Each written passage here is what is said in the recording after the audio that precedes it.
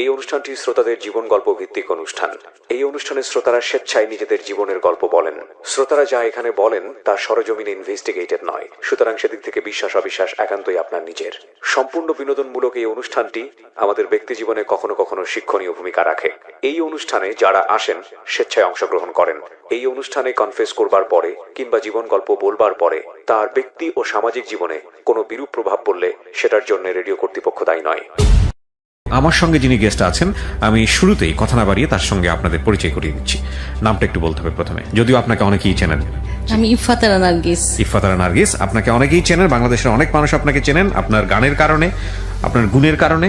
সেগুলো আমাদের অনুষ্ঠানে নিশ্চয়ই উঠে আসবে, কিন্তু আমাদের অনুষ্ঠানে যেসব ফর্মালিটিস আছে, যে নামটা নিজের মুখে বলতে হয়, বাকি যে বিষয়গুলো আছে, জন্ম জেলা কোথায়, এগুলো একটু বলতে হবে আমাকে। জন্ম জেলাটা কোথায়? আমার অরিজিনাল জন্ম চাঁপাইনবাবগঞ্জে। চাঁপাইনবাবগঞ্জে। আচ্ছা, এখন বয়স কত, বর্তমান বয়স যদি আপনার বলতে কোনো সমস্যা না? 64। মাশাআল্লাহ, আল্লাহ আপনাকে দীর্ঘজীবী করুক। আমরা শুরু করতে চাই একেবারে ছোটবেলা থেকে, যেখান থেকে মনে পড়ে। জন্ম তো যেখানে হয়েছে শুনেন, নানার বাড়িতে, চাঁপাইনবাবগঞ্জ। তারপরে আমার মা যেখানে ওখানে স্কুলে চাকরি করতেন, সেই তো আমার মায়ের সাথেই থাকতাম। আমার বাবা চাকরি করতেন, তিনি দিনাজপুর, তারপরে এই সমস্ত এলাকায়, ঠাকুরগাঁ, এই সমস্ত এলাকায় বাবা চাকরি করতেন। তারপরে বড় হয়ে আমরা যখন বড় হলাম, স্কুলে ভর্তি হওয়ার একটা ব্যাপার আছে, তখন আমরা রাজশাহী শহরে শিফট করে গেলাম সবাই। বাবা কি করতেন, মানে কোথায় জব করতেন? আমার বাবা ল্যাবরেটরি স্কুলে হেডমাস্টার ছিলেন। আচ্ছা, টিচার ছিলেন। আমার মাও টিচার ছিলেন। কয় ভাই বোন ছিলেন আপনারা? আমরা 7 ভাই বোন অ্যাকচুয়ালি। একটা ভাই মারা গিয়েছে 75 সালে। তারপরে এখন আমরা 5 ভাই 1 বোন। আপনি কি সবার বড় ছিলেন? আমি 4 নাম্বার, বড় 3 জন, মাঝে আমি, ছোট 3 জন। ও আচ্ছা আচ্ছা, তো ঠিক আছে। বাবা শিফট হয়ে আসলেন যখন রাজশাহী আসলেন, তখন বয়স কত আপনার? তখন আমার বয়স মনে হয় 4 বছর কি 5 বছর। মানে স্কুলে পড়েন না বা যান না এরকম একটা? স্কুলে যাইনি আর কি, হয়তো বা এরকম হবে। ওই জায়গাটা ছিল হচ্ছে শেখপাড়া বলে, রাজশাহীতে যে মিউজিয়ামটা আছে, মিউজিয়ামের পেছনে, ওখানে আমরা থাকতাম। আর তারপরে ওখানে বড় হওয়া। তারপর 4-5 বছর বয়স যখন, তখন এরকম সময়ে আমাদের বাড়িতে আমার একটা চাচাতো ভাই আসেন, কি বলে, মাজারুল হান্নান, খোকা বড় ভাই। আমাদের বংশের মধ্যে, সারা বংশের মধ্যে উনি সবচেয়ে বড়। এই 4-5 বছর বয়সে তখন আমার চাচাতো ভাই আমাদের বাসায় এসে উঠলেন, সেই শেখপাড়ার বাসাতে। উনি একটা জায়গায় চাকরি করতেন, এবং উনি খুব গান গাইতে পারতেন ভালো। এবং উনি একটা স্কুলে ভর্তি হয়েছিলেন, সুরবাণী সঙ্গীত বিদ্যালয়। তো উনি গান শিখতেন, এবং ওনার একটা হারমোনিয়াম ছিল আমাদের বাড়িতে, উনি হারমোনিয়াম বাজিয়ে গান করতেন। তো আমি দূর থেকে দেখতাম যে ভাই গান করছে, আমার ভীষণ ভালো লাগতো। তারপরে উনি যখন চলে যেতেন, চলে যাওয়ার পরে আমি উনি যেগুলি গান প্র্যাকটিস করতেন, উনি যে সারেগামা প্র্যাকটিস করতেন, সেটা আমি প্র্যাকটিস করতাম।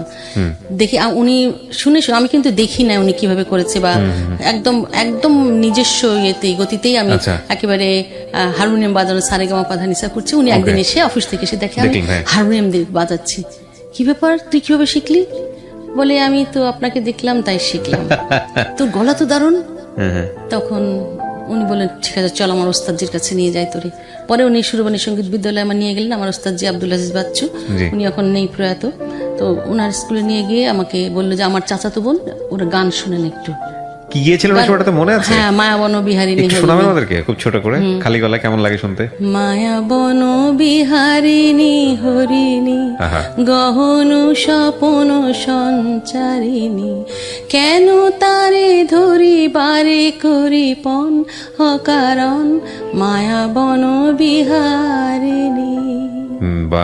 আমার গলা শুনে ওস্তাদজি বলেন কি যে, ও মাই গড, এ তো গলা সাংঘাতিক। এখন তো আমার বয়স হচ্ছে, গলা কিছুই নেই আমার আসলে, কিন্তু তখন তো আমার গলা ছিল অন্যরকম। যাই হোক, উনি শোনার পরে বললাম, আমাকে ওস্তাদজি আমাকে ছাত্রী হিসেবে ভর্তি করে নিল স্কুলে। তারপরে রেগুলার স্কুল যাতায়াত করলাম।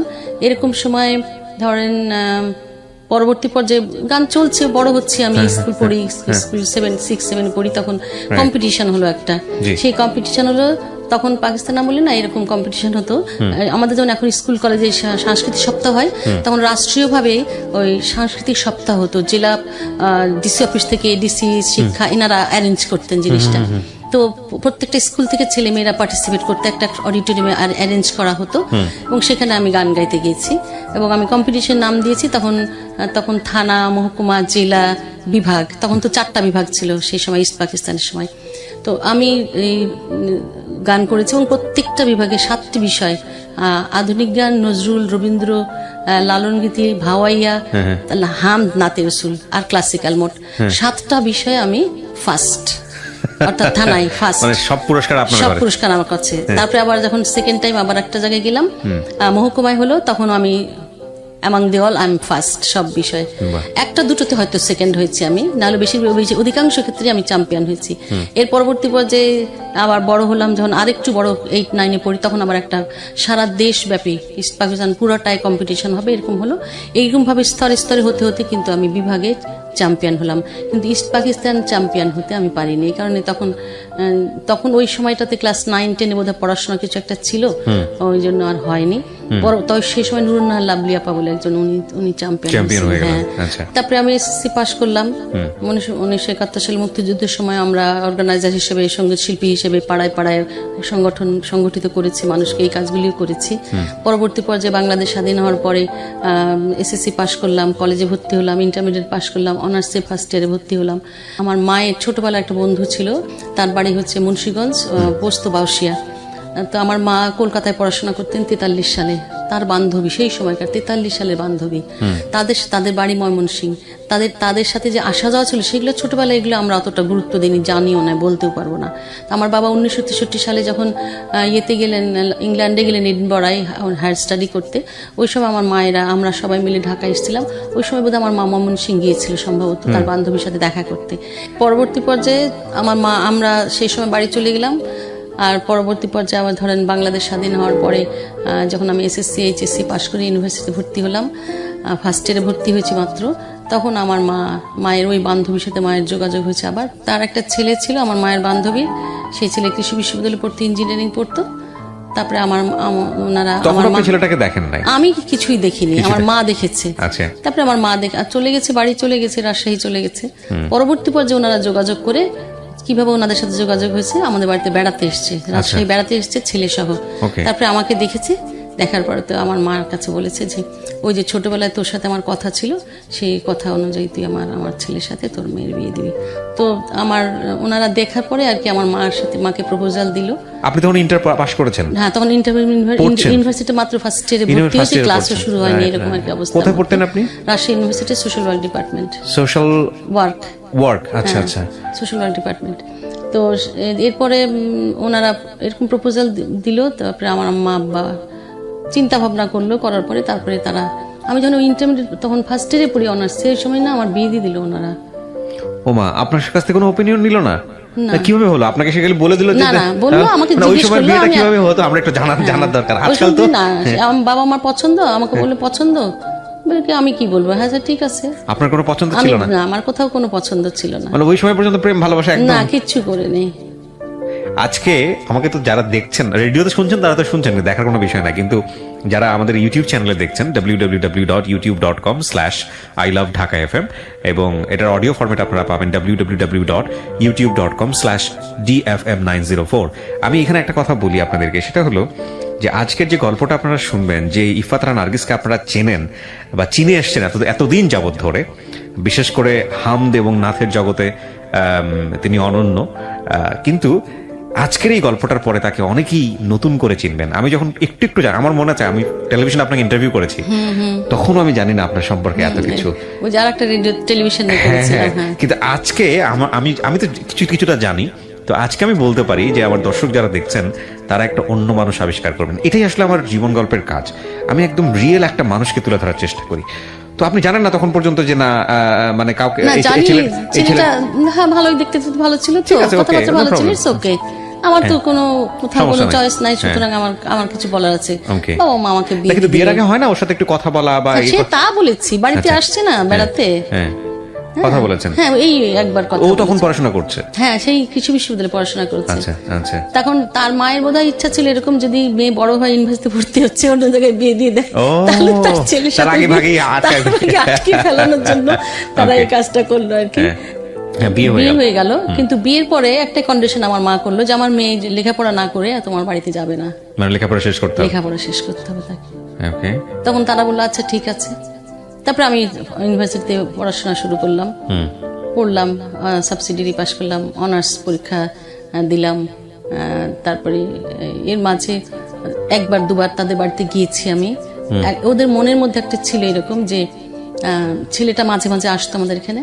তার মায়ের বোধহয় মনে ভয় ছিল যে আমার ছেলে পর হয়ে যাচ্ছে নাকি বউটা এখানে নিয়ে আসলে মনে হয় ভালো হয়, এসে তাদের মনের মধ্যে একটু দূরবিন্দু সন্ধি বোধহয় ছিল, বলছে আর পড়তে দেওয়া যাবে না, যেহেতু তার ছেলে কিন্তু আর পড়াশোনা করছে না, অফ করে দিয়েছে পড়াশোনা করা অবস্থায়। পড়াশোনার অবস্থা থেকেই দেখা যায় একটা মানুষের জীবনে তো প্রতিষ্ঠিত হওয়ার জন্য টাকা পয়সা লাগে, আর বিয়ে করার জন্য টাকা পয়সা আর চাকরি লাগে, তো বিয়েই তো হয়ে গেছে, তাহলে আর কি দরকার। তো যার কারণে সে পড়াশোনা আর প্রসিড করতে পারলো না। সে ইঞ্জিনিয়ারিং করতো ঠিকই, 2 বছর পড়ার পরে সে আর কিছুই করে না, যে রাজনীতির মধ্যে ঢুকে গেল, নানান কিছু করলো, কায়দায় সমস্যা হলো। হ্যাঁ, এবং ওয়ারেন্ট টোরেন্ট বেরোলো, সে লুকিয়ে থাকতো কোথায় কোথায়। তখন আপনারা উঠে যাননি? তখন আমাকে ওই বাড়ির থেকে নিয়ে আসেনি তারা, কিন্তু 2-1 সময় আমাকে এই বাসায় নিয়ে এসেছে তারা, ময়মনসিংহ এর বাসায়, অগরবাবু কলোনি ছিল সেটার নাম। এইটুকু শুধু মনে আছে, আর বাকি কিছু মনে নাই আমার। তো এরকম ওয়ারেন্ট বের হচ্ছে, তো এই সময়টাতে আপনার ফ্যামিলি মানে ওয়ারিড ছিল না কি? তারা মারাত্মক ওয়ারিড ছিল, মারাত্মক ওয়ারিড ছিল। একটাই মাত্র মেয়ে। হ্যাঁ, তারপরে তারা কোথায় কোথায় লুকিয়ে থাকতো, তারপরে উনি 2-1 সময় আমাকে নিয়ে আসতেন, আচ্ছা তার ছেলের সাথে যেন যোগাযোগ থাকে সেই জন্য ওর মা নিয়ে আসতো।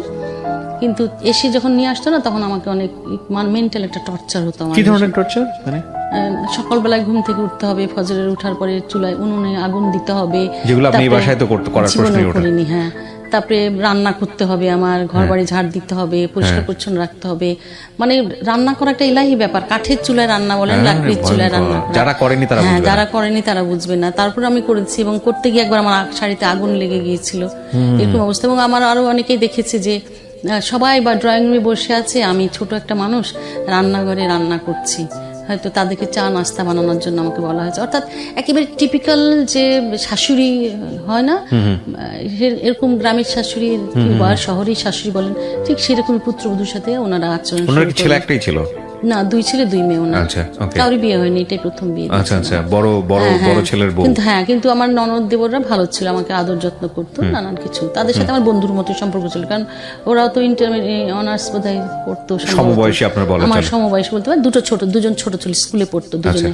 যাই হোক, তারপরে ওনারা কায়দা করে করলো কি, আমি অনার্স পাশ করার পরে মাস্টার্সে ভর্তি হয়েছি, ওনারা নিয়ে চলে আসলো আমাকে, যে না আর পড়ার দরকার নেই, কারণ আমার ছেলে তো অনার্স পাস করে। হ্যাঁ, বলে আর নিয়ে চলে আসলো, ওনাদের মনে মনে হয়তো এটাই ছিল।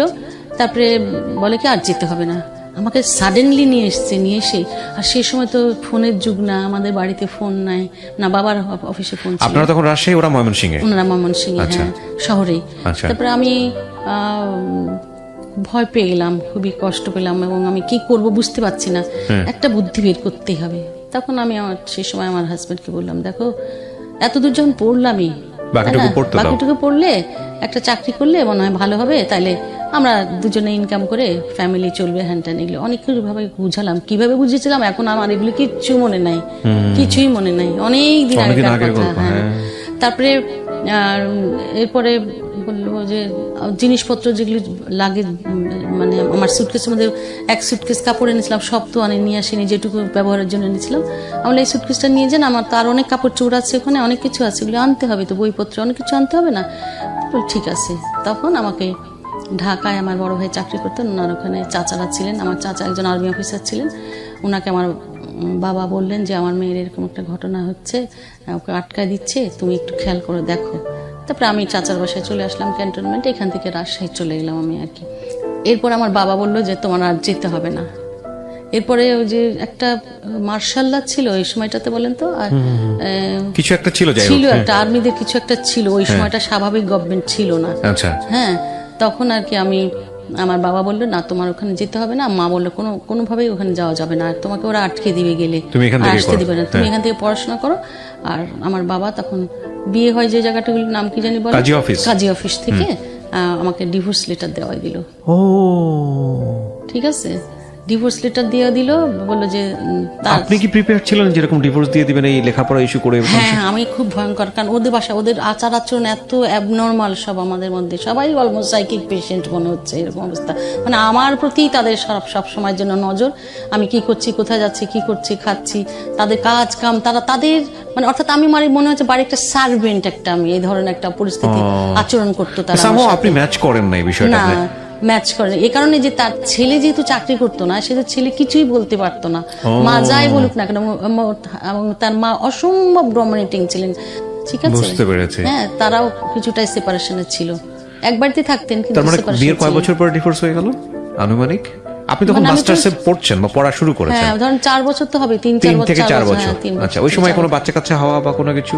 হ্যাঁ, আমার একটা দুইটা ইস্যু হয়েছিল, হ্যাঁ। কিন্তু miscarriage হয়ে যায় বা- মিসক্যারেজ হয়ে গেছে, তারপরে আর ছিল না আর এরপরে পরবর্তী পর্যায়ে। আচ্ছা, যাই হোক, তারপরে আমি বাড়িতে রাজশাহী চলে যাওয়ার পরে আমার বাবা মা সিদ্ধান্ত নিল, ডিভোর্স তো আমার ডিভোর্সই হয়ে গেল, এরপর আর যোগাযোগ হয়নি। স্ট্রেট আমি ওনাদের ওখানে ডিভোর্স লেটার পাঠিয়ে দিলাম। আচ্ছা। ঠিক আছে। প্রিয় দর্শক, এরপরে ওরা কি করলো, ওদের কিছু গয়না বিয়েতে দিয়েছিল, গয়নাপাতি ছিল, সেগুলো যেন ওরা আমাদের উপরে খুব টর্চার করা শুরু করলো, মানে যোগাযোগ করা শুরু করলো। আমার বড় ভাই ঢাকায় চাকরি করতেন, ডিআইটিতে ওনার অফিস ছিল, এই অফিসে ও আসতো, এসে বলতো আমাদের যে সমস্ত গয়নাপাতি আছে এগুলো দিয়ে দিতে বলেন।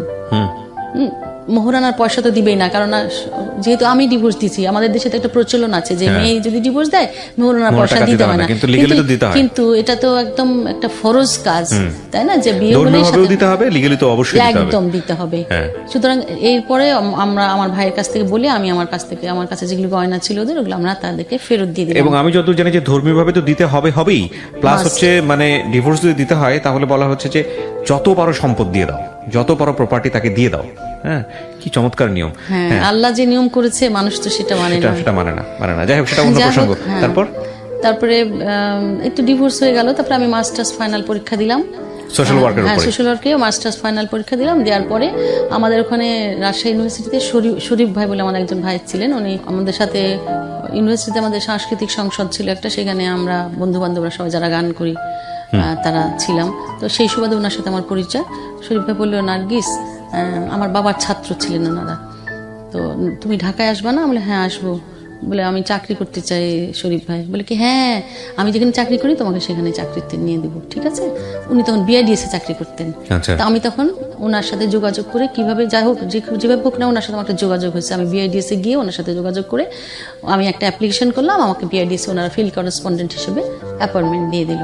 ঠিক আছে। আমি ডক্টর মনোয়ার হোসেন চেয়ারম্যান, ওনার সাথে কাজ করেছি, ডক্টর মান্নান ওনার সাথেও কাজ করেছি ফিল্ড করেসপন্ডেন্ট হিসেবে, এবং সারা বাংলাদেশ ট্যুর করেছি আমি তখন। অর্থাৎ পরবর্তী পর্যায়ে এখানে চাকরিতে জয়েন করলাম, কিন্তু থাকবো কোথায়? চাকরিতে জয়েন করলাম, থাকার একটা ব্যবস্থা লাগবে। এটা কি ঢাকাতে ছিল? হ্যাঁ, এটা ঢাকাতে, বিআইডিএস তো ঢাকাতে। আচ্ছা, হ্যাঁ, ওকে। আসলাম এখানে চাকরি নিয়ে। তা ভাবলাম যে একটা কিছু করতে কত হবে। সালের ঘটনা বলছেন আপনি এটা আনুমানিক? এটা ধরেন 79 এর দিকে। প্রিয় দর্শক এবং শ্রোতা যারা শুনছেন তাদেরকে আমরা মনে করে দিচ্ছি আরো একবার, আপনারা শুনছেন জীবন গল্প ঢাকা FM 90.4 FM এ, এবং এই জীবন গল্প অনুষ্ঠানটি brought to you by Canadian university of Bangladesh. জি বলেন। তারপরে 79 কি 80 এরকমই হবে আর কি। আমি ঢাকাতে মাস্টার্স ফাইনাল পরীক্ষা দিয়েই চলে আসলাম, তখন কিন্তু আমার রেজাল্ট হয়নি। হ্যাঁ, ওকে। তার আগে আমি ওখানে চাকরিতে জয়েন করলাম, কিন্তু থাকবো কোথায় এই সমস্যায় ভাবলাম যে ঢাকা ইউনিভার্সিটিতে আমি একটা সাবজেক্টে ভর্তি হই, সবচেয়ে ভালো হোস্টেলে তাহলে জায়গা পাবো, থাকতে পারবো। তারপরে আমি ঢাকা ইউনিভার্সিটিতে আবার আমি এখানকার শিল্পী হিসেবে শিল্পী কোটায় আমি ভর্তি হলাম সোশিওলজিতে। আচ্ছা। আমার বাবার ইচ্ছা ছিল আমি জার্নালিজম পড়ি, কিন্তু আমি চান্স পাইনি 4 নাম্বারের জন্য। পরবর্তী পর্যায়ে সোশিওলজিতে ভর্তি হলাম। আমি সোশিওলজি ভর্তি হওয়ার সুবাদে আমি একটা ঢাকা ইউনিভার্সিটি ছাত্রী হিসেবে শামসুন্নাহর হলে আমি একটা সিট পাইনি, চেষ্টা করি আর কি, বিভিন্ন রাজনৈতিক দলের মেয়েদের মাধ্যমে একটা সিট পেলাম আমি 119 নাম্বার রুমে। আচ্ছা, সেখানে আমি থাকলাম। তখন আপনি কি করছিলেন ঢাকা তখন ইউনিভার্সিটি? আমি ঢাকা ইউনিভার্সিটিতে সোশিওলজিতে মাস্টার্স করছিলেন আবার? আচ্ছা, ওকে। সাইমালটেনিয়াসলি চাকরিও করছিলাম। অর্থাৎ মানে পড়াটা মুখ্য নয়, মুখ্য হচ্ছে থাকার সিট পাওয়াটা আমার মুখ্য ছিল। ওকে। হ্যাঁ, তারপরে আমি এই হোস্টেলে থাকি আর হচ্ছে বিআইডিএসে চাকরি করি, এবং সেখানে চাকরি করতে করতে একটা তখন পত্রিকায় অ্যাডভার্টাইজমেন্ট দিত যে অমুক জায়গায় পোস্ট খালি আছে, এত নাম্বার বক্সে আপনি আপনার সিভি ড্রপ করুন। তো আমি এরকম করে করে বিভিন্ন জায়গাতে আমি ড্রপ করতাম। তো এরকম অ্যাটমিক এনার্জিতে ড্রপ করলাম, প্ল্যানিং, তারপরে অ্যাটমিক এনার্জিতে করলাম, ইউনেস্কো কমিশনে করলাম, ইউএনডিপিতে করলাম, এরকম অনেক। তারপরে সেভ দি চিলড্রেন ইউকেতে করলাম। যত জায়গায় আমি অ্যাপ্লিকেশন করেছি সবাই আমাকে ডেকেছে, প্রত্যেকটা জায়গায় ডেকেছে। অর্থাৎ আমি বিআইডিএস এ 10 মাস চাকরি করার পরে আমি অ্যাটমিক এনার্জি কমিশনে চলে গেলাম, প্ল্যানিং সেলে কাজ করলাম। ওখানে প্ল্যানিং এ কাজ করতে করতেই আর একটা ইন্টারভিউ দিলাম, যে ওটা সেভ দ্য চিলড্রেন ইউকেতে। ওখানে ওরা আমাকে সিলেকশন দিল, কিন্তু আমি আর ওখানে করলাম না কাজ। পরে পরবর্তী পর্যায়ে আবার ইউনেস্কো আমাকে ডাকলো, ইউনেস্কো কমিশন একটা তাদের কাজ ছিল, ফিল্ড করেসপন্ডেন্ট হিসেবেও ছিল, সেটাও তাই ছিল ফিল্ড করেসপন্ডেন্ট। বিআইডিএস থেকে আপনি অ্যাটমিক এনার্জি কমিশন থেকে আমি ইউনেস্কো কমিশনে চলে আসলাম কাজ করতে। আমার সাথে আমার যিনি বস ছিলেন রিচার্ড আসপিনাল, অস্ট্রেলিয়ান ভদ্রলোক ছিলেন। ওখানে আমি প্রায় 8-10 মাস চাকরি করলাম। ইন দি মিন টাইম কিন্তু আমি 1982 সালে, চাকরি কিন্তু বেশ অনেক দিন হয়ে গেল, 80 সাল থেকে শুরু করে 81 সাল হয়ে গেল। তারপরে 82 আসলে আমি বিসিএস পরীক্ষা দিলাম, বিসিএস পরীক্ষা দেওয়ার পর আমি উইন করলাম। বিসিএস আপনি দিলেন 82 হ্যাঁ। আচ্ছা, দেওয়ার পরে আমার তো হয়ে গেল, তো শিক্ষা BCS হ্যাঁ শিক্ষা বিসিএস হলো। পরবর্তী পর্যায়ে আমি ওই বিসিএস এর পরে তো রেজাল্ট হয়ে অনেক কিছু হতে অনেক সময় লাগে। তো আমাকে ওনারা বললেন কি আপনি কি কোথাও চাকরি করেন, ডিডি অফিস থেকে, ডিজি অফিস থেকে বললো যে আপনি কোথাও চাকরি করেন। আমি বললাম হ্যাঁ। বলে আপনি করতেই থাকেন, আপনার এটা কবে হবে এখনো ঠিক নাই, সেই জন্য আপনি চাকরি করতে চান। তখন আমি ইউএনডিপিতে জব করতাম। তখন বেশ আমাদের তখন বেশ মানে আমাদের রেমুনারেশনটা খুব ভালো ছিল, খুবই ভালো ছিল, স্ট্যান্ডার্ড ছিল। কিন্তু এর পরবর্তী পর্যায়ে 82-তে একটা সময় আমি যেহেতু গান গাই, আমার একটা বান্ধবী ছিল, হলের বান্ধবী, সে কালচারাল মিনিস্ট্রিতে অ্যাসিস্ট্যান্ট সেক্রেটারি হিসেবে জয়েন করলো। হ্যাঁ, তার নাম আমার বলতেই হবে, হ্যাঁ নাসিমা বেগম। তিনি উনি যে পরবর্তী পর্যায়ে জয়েন্ট সেক্রেটারি হিসেবে রিটায়ার করেছেন, আমার বান্ধবী। সে খেলাধুলায় খুব এক্সপার্ট ছিল, সে স্পোর্টস অ্যান্ড কালচারে ওইখানে ওই মিনিস্ট্রিতে সে জয়েন করেছে। আমার গান শুনে বলে কি নার্গিস বলে বিদেশে না অনেক লোকজন যাচ্ছে, গভর্নমেন্ট পাঠাচ্ছে, আমি আমার স্যারকে বলেছি যে স্যার আমার একটা বান্ধবী আছে, সে খুব ভালো গান করে। বলে কি নাম? সে রেডিও টেলিভিশন গান করে। তখন বলে কি যে সে তো এত ফেমাস না, মাত্রই রাজশাহী থেকে এসছে, কিন্তু গান শুনে দেখেন আপনি। তারপরে ও আমাকে নিয়ে গিয়ে মিনিস্ট্রিতে গান শোনালো, শিল্পকলা একাডেমি গান শুনলে পরে ওরা আমার গান শুনে খুব অবাক হয়ে গেল, আরে এই তো ফ্যান্টাস্টিক গলা। হ্যাঁ, সিলেকশন দেওয়া হলো। তখন তারা আমাকে বাইরে যাওয়ার জন্য, তখন নর্থ কোরিয়া যাওয়ার জন্য আমাদের সিলেকশন দিয়ে দিল। আমি তো ইউনেস্কো কমিশনে কাজ করছি, তো তখন ইউনেস্কো ওনারা আমাকে বললো যে আমি তো ন্যাশনাল স্টাফ ছিলাম, বললাম যে আমার তো এরকম একটা সিলেকশন হয়েছে, আমি দেশের বাইরে যাবো, আমার 1 মাস ছুটি দিতে হবে। তো ওনারা বললেন না, আমরা তোমাকে ছুটি দিতে পারবো না। তা বললাম তাহলে আমি চাকরি ছেড়ে দেবো, কারণ বিদেশে যাওয়াটা এত বড় একটা সুযোগ গভর্নমেন্টের পক্ষ থেকে, আমি কি চাকরি ছেড়ে দিলাম জানেন। চাকরি ছেড়ে দিলে পরে আমি এই 1 মাসের জন্য আমরা চলে গেলাম কোরিয়া। আমরা 26 জন প্রতিনিধি ছিলাম, আমরা গিয়েছিলাম শিল্পকলা একাডেমি থেকে। এবং আমি ওদের দেশে গিয়ে ওখানে লোকাল গান শিখেছি, সেই 5টা গান জানি আমি কোরিয়ান ল্যাঙ্গুয়েজে, জানেন। এবং তারা ওখানে গিয়ে আমি যে প্রোগ্রাম করেছি, আমাদের কিম ইল সুং এর 71তম জন্মদিন ছিল, সেই হিসাবে আমাদের এখান থেকে তারা নিয়ে গেছিল ওখানে। আমি প্রথমে চায়না হয়ে ক্যান্টনে প্রথম আমরা নামলাম। এটাই প্রথম বিদেশ যাত্রা? এটা প্রথম বিদেশ যাত্রা আমার সরকারের পক্ষ থেকে প্রথম। তো আমি এই প্রসঙ্গে একটু কথা বলে রাখি, ছোটবেলায় আমি স্বপ্ন দেখতাম যে আমি একজন সিঙ্গার হব, অনেক বড়, যেখানে বড় বড় মঞ্চে স্টেজে আমি গান করব, নাম করা শিল্পী হব। তো এটা মনে আমার ঘুমিয়ে স্বপ্ন নয়, সত্যি মনে মনে স্বপ্ন ছিল। এবং একদিন স্বপ্নে দেখি যে আমি শিপে করে, ওই যে জলযোগে আর কি, শিপে করে আমি কোন চীন দেশ চলে যাচ্ছি। এবং ইন্টারেস্টিং যে আমার ফার্স্ট ভিজিট কোরিয়া হলেও প্রথম আমি কিন্তু নেমেছি ক্যান্টনে, চায়নাতে। স্বপ্ন সত্যি হলো, স্বপ্ন সত্যি হলো। এবং আমি যখন প্লেনের ইয়ে থেকে বের হয়েছি দেখেছি না, তখন আমি বললাম আমার সেই স্বপ্ন সত্যি হয়ে গেল। হ্যাঁ, সেই ছোটবেলায় স্বপ্ন দেখছিলাম, সেই স্বপ্ন আমার সত্যি হলো। এবং সেখানে আমরা নামলাম এবং সেখান থেকে প্রোগ্রাম করলাম 26 দিন আমরা প্রোগ্রাম করি। অর্থাৎ আমি চাকরি ছেড়ে দিয়ে কোরিয়া চলে গেলাম, 1 মাস থাকলাম, ওখান থেকে ফিরে এসে তখন আমি ক্লাস করলাম। তখন আমি আর বিআইডিএস, কোথাও তো আমার চাকরি নাই, তখন আমি এই মাস্টার্সে আমি ক্লাস করতাম, সোশ্যোলজি ডিপার্টমেন্টে ক্লাস করতাম। এখানে আমি আমার অনেকগুলি বন্ধু বান্ধব পেয়েছি। সিফাত মঞ্জুর তখন বিসিএস এর নিয়োগ হয়নি না, তখনও হয়নি। 1 বছর 10 মাস পরে আমার পোস্টিং হয়েছে, পরীক্ষা দেওয়ার, ওরে বাবা, সিলেকশনের পরে। বিসিএস এ তো 4টা স্তর থাকে, তাই না? এগুলো হয়ে আসতে আসতে 1 বছর 10 মাস। কোথায় হলো পোস্টিং আপনার? পরে পোস্টিং বদরুন্নেসা কলেজে ফার্স্ট পোস্টিং হয়েছে আমার, লেকচারার হিসেবে। কি পড়াতেন আপনি? আমার সাবজেক্ট সোশ্যাল ওয়ার্ক। আচ্ছা আচ্ছা। তারপর ইচ্ছা ছিল যে আমি অ্যানথ্রোপোলজি পড়বো, আসলে এটা পিএইচডি করবো, এই ধরনের একটা হায়ার স্টাডি করার একটা স্বপ্ন ছিল আর কি আমার। সেই জন্য এসে সোশ্যোলজি ভর্তি হলাম। পরবর্তী পর্যায়ে পড়া আর হলো না, যখন আমার পোস্টিং হয়ে গেল, তখন আমি হোস্টেল তো আমাকে ছাড়তে হবে, ঢাকার মধ্যে বদরুন্নেসা কলেজে।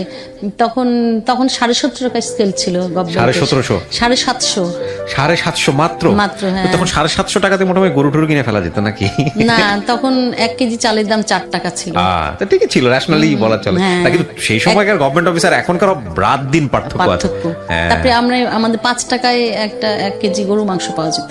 ওরে বাবা, ঠিক আছে, এখন তো 600 টাকা দাম, তাই 600 না? টাকা কেজি। সো এই যে একটা ডিফারেন্স, তা আমি ভাবলাম যে আমার চাকরি যখন যেহেতু নাই, আমি তখন না ইয়েতে হোস্টেলে, মানে যে সময়টুকু আমি ইন বিটুইন বলি, আমার বিআইডিএস এ চাকরি ছেড়ে দেওয়ার পরে, কোরিয়া যাওয়ার পরে আমার চাকরি নাই যখন, তখন কিন্তু আমি ক্লাস করতাম রেগুলার। জি। এই সময় আমার অনেকগুলি বন্ধু বান্ধব হয়েছে।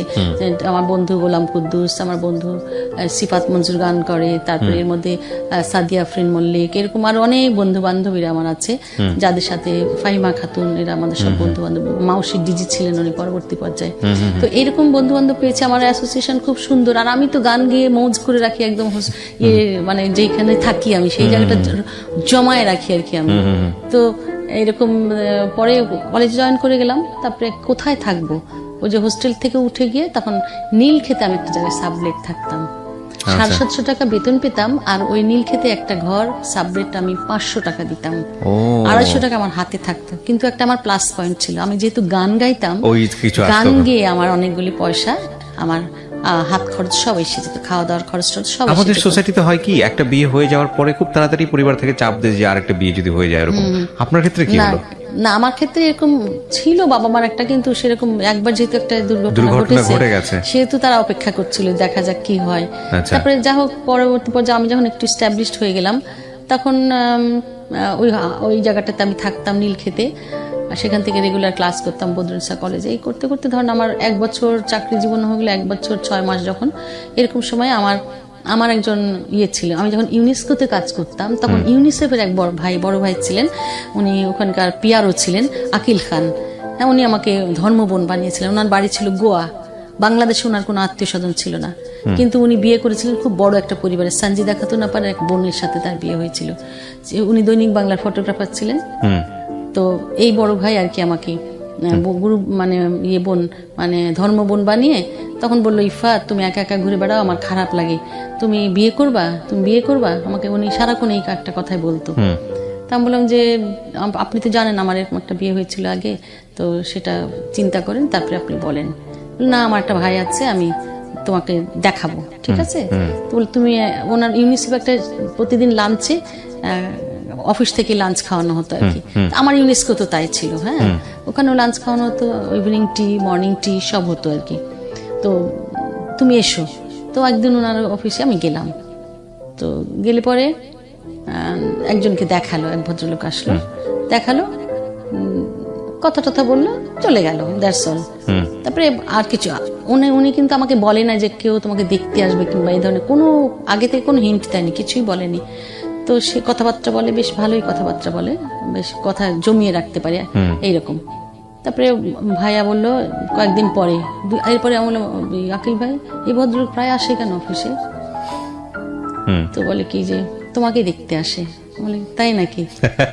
কেন? তখন আপনি ইউনিসেফে? তখন ইউনিসেফে না, কিন্তু আমি লাঞ্চ আওয়ারে ইউনিসেফের ইউনিসেফে ভাইদের চলে যান। আসতাম। ও। 27 নাম্বার আমার অফিস, আর ইউনিসেফ হচ্ছে 13 নাম্বারের ওই ও আচ্ছা আচ্ছা, মানে আপনি জয়েন করে ফেলছেন বিসিএস এ বা এরকম? না, তখন- কোথাও জয়েন করিনি আমি। তো তখন কোথাও জয়েন করেন নাই? তখন আমি ইউনেস্কোতে কাজ করি, কিন্তু জয়েন করি মানে বিসিএস এর জয়েন করেন নাই তখন? না, তখন আমি জয়েন করিনি, কিন্তু আচ্ছা। ইউনিসেফে কাজ করতাম। ওই সময়কার ঘটনা আপনাকে আচ্ছা, আমি আচ্ছা, বলছি, okay, একটু তারপর? ফ্ল্যাশব্যাকে গেলাম জি, আপনাকে। sure, sure. তো সেটা হচ্ছে যে উনাই আমার সাথে এই পরিচয় করে দিয়েছিলেন ওই ভদ্রলোকের সাথে। তো পরিচয় হয়ে থাকলো।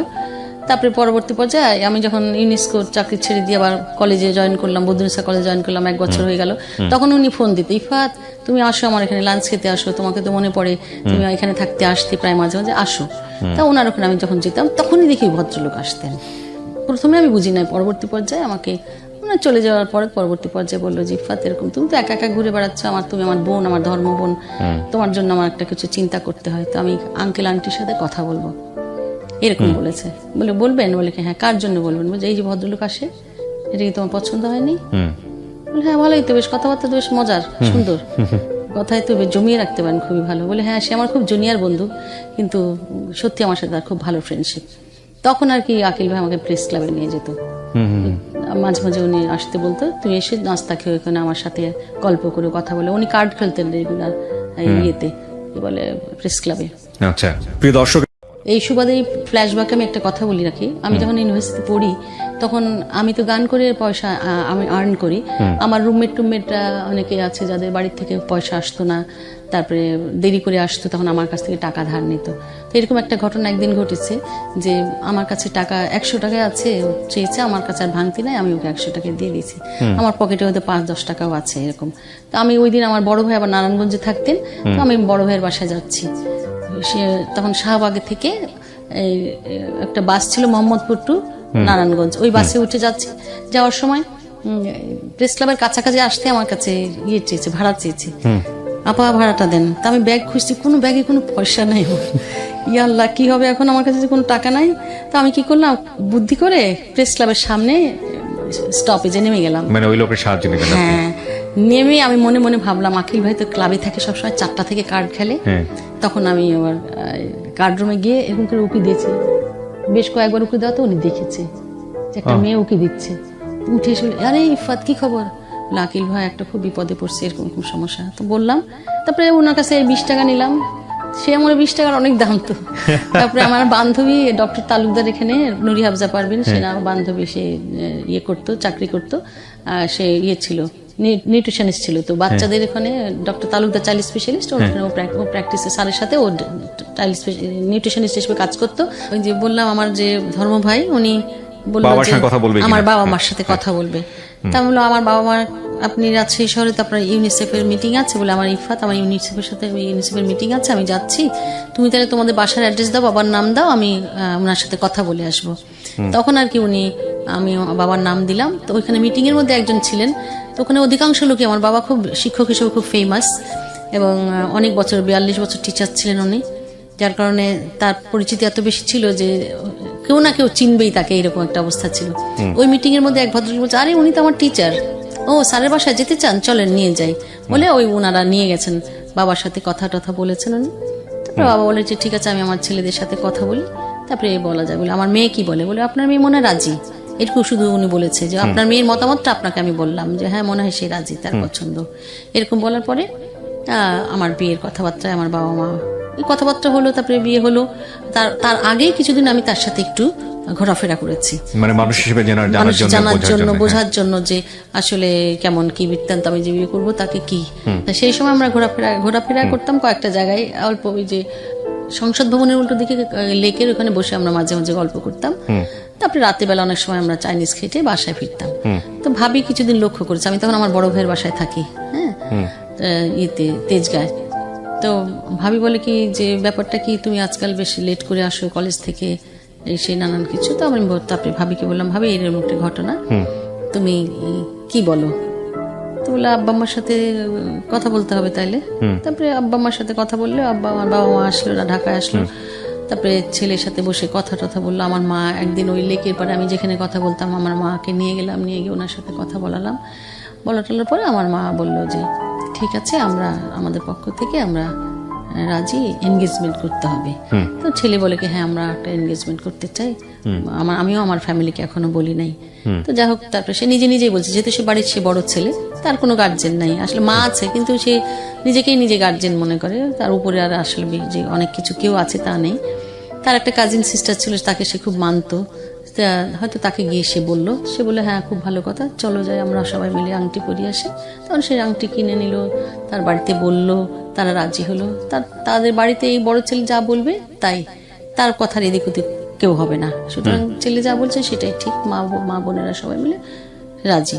কিন্তু এই জায়গাটা একটু কথা বলতে হবে যে ওনার কিন্তু আগেও একটা বিয়ে হয়েছিল এবং সেখানে তার ওয়াইফ তাকে ডিভোর্স দিয়ে চলে গেছে, ঠিক আছে। এই কথাগুলি আমাদের গোপন ছিল না, সেটা আমাকে বলেছিল। না বলেনি, কিন্তু আমাকে প্রথমে বলেছিল, বলার পরে আমার ভাই, আমি আমার ফ্যামিলিকে বললাম, তারা বললো আচ্ছা ঠিক আছে। তো আপনারও আছে, হ্যাঁ, সেজন্য তারা উনি জানতো আপনার বিষয়গুলো, উনি জানতো, হ্যাঁ সব জানতেন, কোনো কিছু গোপন করা হয়নি। পরবর্তী পর্যায়ে তখন আমাদের এই এনগেজমেন্ট হলো 17 ডিসেম্বর 1984 সাল। আচ্ছা। তারপরে ওনারা টাইম নিল, বললো যে আমরা এত তাড়াতাড়ি আমি বিয়ের গোছাতে পারবো না, কারণ আমি যে চাকরি করি তাতে খুবই স্বল্প বেতনে আমি চাকরি করি, আমার পক্ষে 6 মাসের আগে বিয়ে করা সম্ভব না। আমাকে বিয়ে মানে কি তুলে নেওয়া সম্ভব না? না না, তখন না বিয়েই করেনি, তখন শুধু engagement করা হলো। ওদের বাড়ি থেকে ওরা সবাই আসলো, আমার মামা শ্বশুর আসলো, ননদরা আসলো, ননদ শাশুড়ি সবাই আসলো। আসার পরে এনগেজমেন্ট হলো, ধরেন 20-25-30 জন লোক মিলে বাড়িতে একটা আয়োজন হলো। মোটামুটি তারা আমাকে একটা শাড়ি, সুন্দর এক সেট শাড়ি দিল, একটা আংটি দিল, তারপরে এইরকম কথা হতো। তখন তো ল্যান্ড ফোন ছিল, ল্যান্ড ফোনে আমার সাথে কথা হতো আমার ভাইয়ের বাসার থেকে। মাঝে মাঝে উনি ফোন করতো, প্রায়শই করতো। তো আমার বড় ভাইয়েরা বলতো যে উনি অফিসের ফোনে ফোন করি, এটা আমার জন্য একটু বিড়ম্বনার বিষয়, তুমি বলে দিও এখানে যেন ফোন না করলেই ভালো হয়। আমি বললাম যে এরকম আমার ভাইয়ের বাসার ল্যান্ড ভিতরে তো ফোন নাই, অফিসে ফোন, আমার গিয়ে ধরতে হয়, তো একটু অসুবিধা, আমার মনে হয় তুমি না ফোন করলেই ভালো হয়।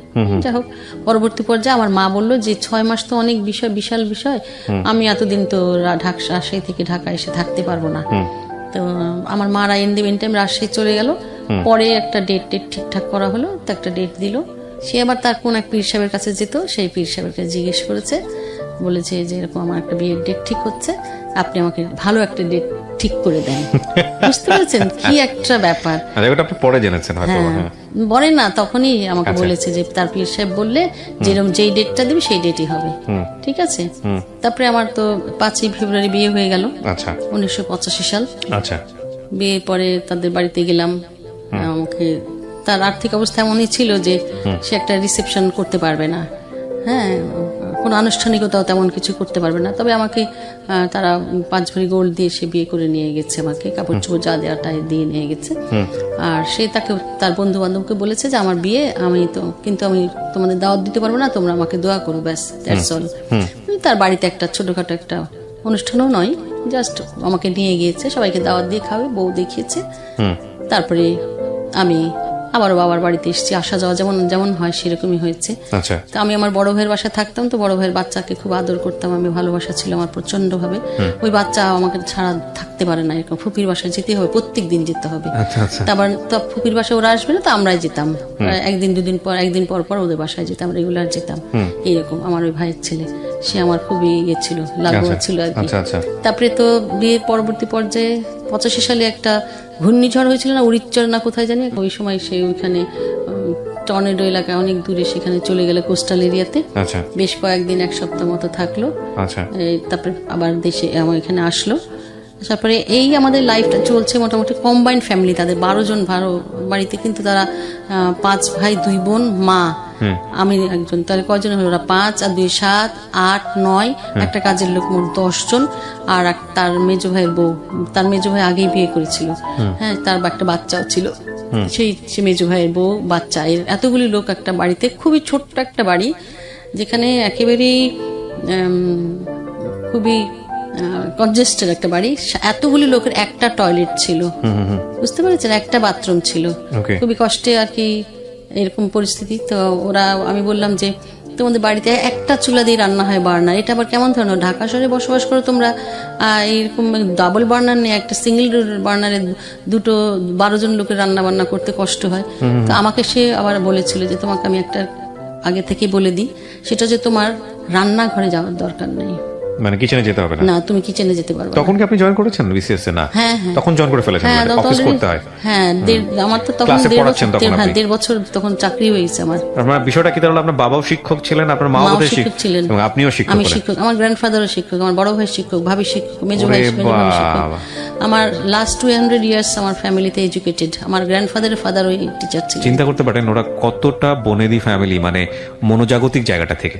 ওকে, তারপরে তো এই যে ধরেন রান্নাঘরে যেতে হবে না আমাকে বললো, তো আমি যাই না। ওদের একটা বুয়া ছিল, সে খুবই ভালো ছিল, তো রান্না বান্না করে খাওয়া দিত, খাবার। তো আমাদের একটা প্র্যাকটিস ছিল কি জানেন, যে আমরা সকালবেলা ঘুম থেকে উঠে আমরা নাস্তা খেতাম না, রেডি। আমার 8:30টায় ক্লাস ছিল, তো সে আমাকে কলেজে রাখতে যেত, বদরুন্নেসা কলেজে, ফকিরাপুল থেকে বদরুন্নেসা কলেজে রাখতে যেত। তো তখন যাওয়ার পথে প্রেস ক্লাবে আমরা মর্নিং এ নাস্তা খেয়ে তারপরে কলেজে যেতাম। আবার কলেজ থেকে ব্যাক করার সময় আমাকে যখন 2:30-3টার সময় নিয়ে আসতো, তখন প্রেস ক্লাবে লাঞ্চ করে তারপরে বাসায় আসতাম। এটা একটা কিছুটা নিয়ম ছিল। পরবর্তী পর্যায়ে, কেননা ওই যে বাসায় রান্না বান্না করার ওই ঝামেলা, ওটা থেকে আমাকে মুক্ত রাখতে চেয়েছে, সেই জন্য এরকম হচ্ছে। পরবর্তী পর্যায়ে যখন ওদের ওই ছোট বাড়িটা ভাঙবে, ওরা হাউস বিল্ডিং অ্যাপ্লিকেশন করেছিল, হাউস বিল্ডিং লোন স্যাংশন হয়েছে, তখন বাড়ি ভাঙবে, তো কোথায় থাকবে? তখন ওখানে একটা প্রেস ক্লাবের সামনে একটা ফটো জার্নালিস্ট অ্যাসোসিয়েশনের বাড়ি ছিল, সেখানে নিয়ে গিয়ে আমাদের সবাইকে উঠালো। আচ্ছা। আমরা সেখানে উঠে চলে গেলাম। তারপর তাদের অরিজিনাল বাড়িটা ভাঙা হলো। এর পরবর্তী পর্যায়ে আমি আবার অ্যাপ্লিকেশন করলাম গভর্নমেন্টের কাছে। আমি যদি সরকারি চাকরি করি, আমি তো ইচ্ছা করলে আমি সরকারি বাসায় থাকতে পারি। আমি যখন অ্যাপ্লিকেশন করলাম, এরকম প্রায় 7-8 মাস মতো ঘোরাফেরা করার পরে আমি একটা সিঙ্গেল রুমের একদম circuit house, new circuit house স্কটন গার্ডেনে, ওইখানে আমি একটা পেলাম, আর একটা রুম পেলাম 78, আমার রুম নাম্বার ছিল। আচ্ছা আচ্ছা। তো ওই রুমটায় ধরেন বেশ বড় রুম ছিল, ধরেন 30x22 এরকম চওড়া, লম্বা চওড়া একটা রুম ছিল, অ্যাটাচ বাথ ছিল, অ্যাটাচ রান্নাঘর ছিল, একটা বারান্দা ছিল। মানে আমার সিঙ্গেল ফ্যামিলিতে একদম খুব সুন্দর চলে যায়। মাত্র 600 টাকা ভাড়া ছিল, আমার জন্য খুবই আরামসে ভালো হলো। তারপরে ওখানে চলে গেলাম। যাওয়ার পরে ধরেন এরকম 1 বছর পর, মনে হয় 1 বছর পর, বিয়ের 1 বছর কি 1.5 বছর পর আমরা ওখানে চলে গেলাম। ওখানে যাওয়ার পরে ক্লাস করছি, ওখান থেকে রেগুলার সকালবেলাতে রান্না বান্না আমার করতে হয়, করে আমি কলেজে যাই, আমাকে কলেজে রাখি, কলেজ থেকে আবার আমাকে নিয়ে আসে, ওখানে খাওয়া দাওয়া হয়। কিন্তু এই 2-3 বছর যখন পার হয়ে গেল, আমাদের কোনো ছেলে মেয়ে হলো না, তখন একটু দেখলাম সে আউটগোয়িং হলো। মানে সকালবেলায় যায়, বিকেল বেলায় আসে, দুপুরবেলায় আমাকে নিয়ে আসে, রাখি। তো পরবর্তী পর্যায়ে এটা আস্তে আস্তে কমে গেল জিনিসটা। হ্যাঁ, আগে যেমন কেয়ারিং ব্যাপারটা তখন আস্তে আস্তে কমে গেল। পরবর্তী পর্যায়ে সে ইনভলভ হয়ে গেল বাইরে অনেক বেশি। তারপরে মনে হলো যে আমার ছেলে মেয়ে নাই, বাসায় কি আকর্ষণে আসবে সেটা একটা মানসিকভাবে আমি বুঝতে পারলাম সেটা হলো। তখন আমি আমার বাবা মার সাথে আলোচনা করলাম যে মা, এরকম একটা ঘটনা, কি করব বুঝতে পারছি না। তারপরে তখন আর কি আমার বোধহয় 85 বিয়ে চেয়েছে, 88, 89 সাল মতো হবে, মানে এরকম সময় হবে, 3-3.5 বছর পরে। তখন আমার মা বললো যে আচ্ছা ঠিক আছে, তোমরা কি একটা বেবি অ্যাডপ্ট করবে? আমি তো তার সাথে আলোচনা করিনি মা, বলতে পারবো না, এটা আমি বলতে পারবো না, আমার সাহস নাই। প্রিয় দর্শক এবং শ্রোতা, আপনারা শুনছেন এবং দেখছেন জীবন গল্প, brought to you by Canadian University of Bangladesh. সবার জন্য যে কথাটি বলতে চাই, ডিজিটাল হাইটেক স্মার্ট এডুকেশনের প্রাণকেন্দ্র কানাডিয়ান ইউনিভার্সিটি অব বাংলাদেশে পাচ্ছেন নর্থ আমেরিকান শিক্ষা ব্যবস্থা। ঢাকার প্রগতি সরণিতে অবস্থিত কানাডিয়ান ইউনিভার্সিটি অব বাংলাদেশের আইকনিক ক্যাম্পাসে শিক্ষার্থীদের জন্য রয়েছে state of the art lab, virtual classroom, tutorial based education, internet based management system, সুদক্ষ শিক্ষক মন্ডলী, বিদেশি টপ র্যাঙ্ক ইউনিভার্সিটিতে ক্রেডিট ট্রান্সফার ফ্যাসিলিটি, লাইব্রেরি, সুবিশাল লাউঞ্জ এবং ইনডোর গেমসের ব্যবস্থা। BBA, CSE, EEE, shipping and maritime science, English, LLB, film and TV, MBA, EMBA তে ভর্তির বিষয়ে যোগাযোগ করুন। প্লট খ 201/1, প্রগতি সরণি, ঢাকা। ফোন করুন 01707 070 280 অথবা 01707 070 281 অথবা 01707 070 283 এই নম্বরে। এছাড়া আপনারা অনলাইনে ভিজিট করতে পারেন www.cub.edu.bd এই অ্যাড্রেসে। আর যেটা আমরা বলি, Canadian university of Bangladesh, inspiring applied knowledge. প্রিয় দর্শক এবং শ্রোতা, আপনারা শুনছেন জীবন গল্প, brought to you by Canadian University of Bangladesh. আমরা ছোট্ট একটা বিরতির পর আবারও গল্পে ফিরছি। ছোট্ট একটা বিরতি। জীবন গল্প brought to you by Canadian University of Bangladesh.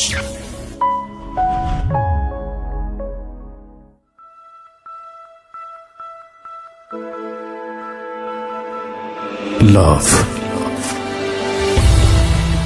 hate, challenge, motivation, lies, truth, impossible, virtue,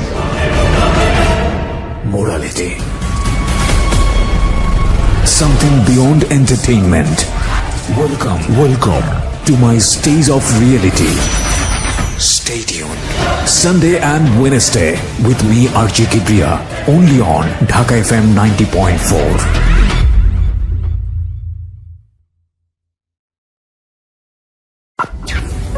জীবন গল্প brought to you by Canadian University of Bangladesh. প্রিয় দর্শক এবং শ্রোতা, আপনারা শুনছেন জীবন গল্প, brought to you by Canadian University of Bangladesh. আমরা আবারও ফিরে যাচ্ছি আলাপনে।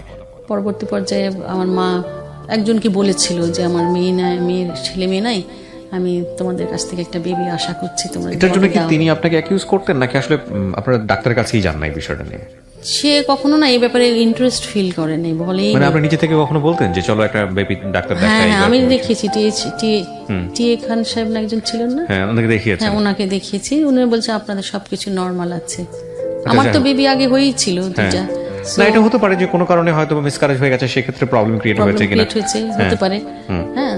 তারপর যাই হোক, পরবর্তী পর্যায়ে আমার আর দেন ইয়ে আপনি আপনার হয়নি। হাজবেন্ডের সাথে বিষয়টা ডিসকাস করলেন যে বেবি অ্যাডপ্ট করবো কিনা বা কি অবস্থা? আমি তার সাথে না ওইভাবে জিজ্ঞেস না করে আমি আবার বললাম যে, আম্মা একদিন ফোন করে বলে কি, শোনো তোমাদের জন্য একটা বেবি নিয়ে এসেছি।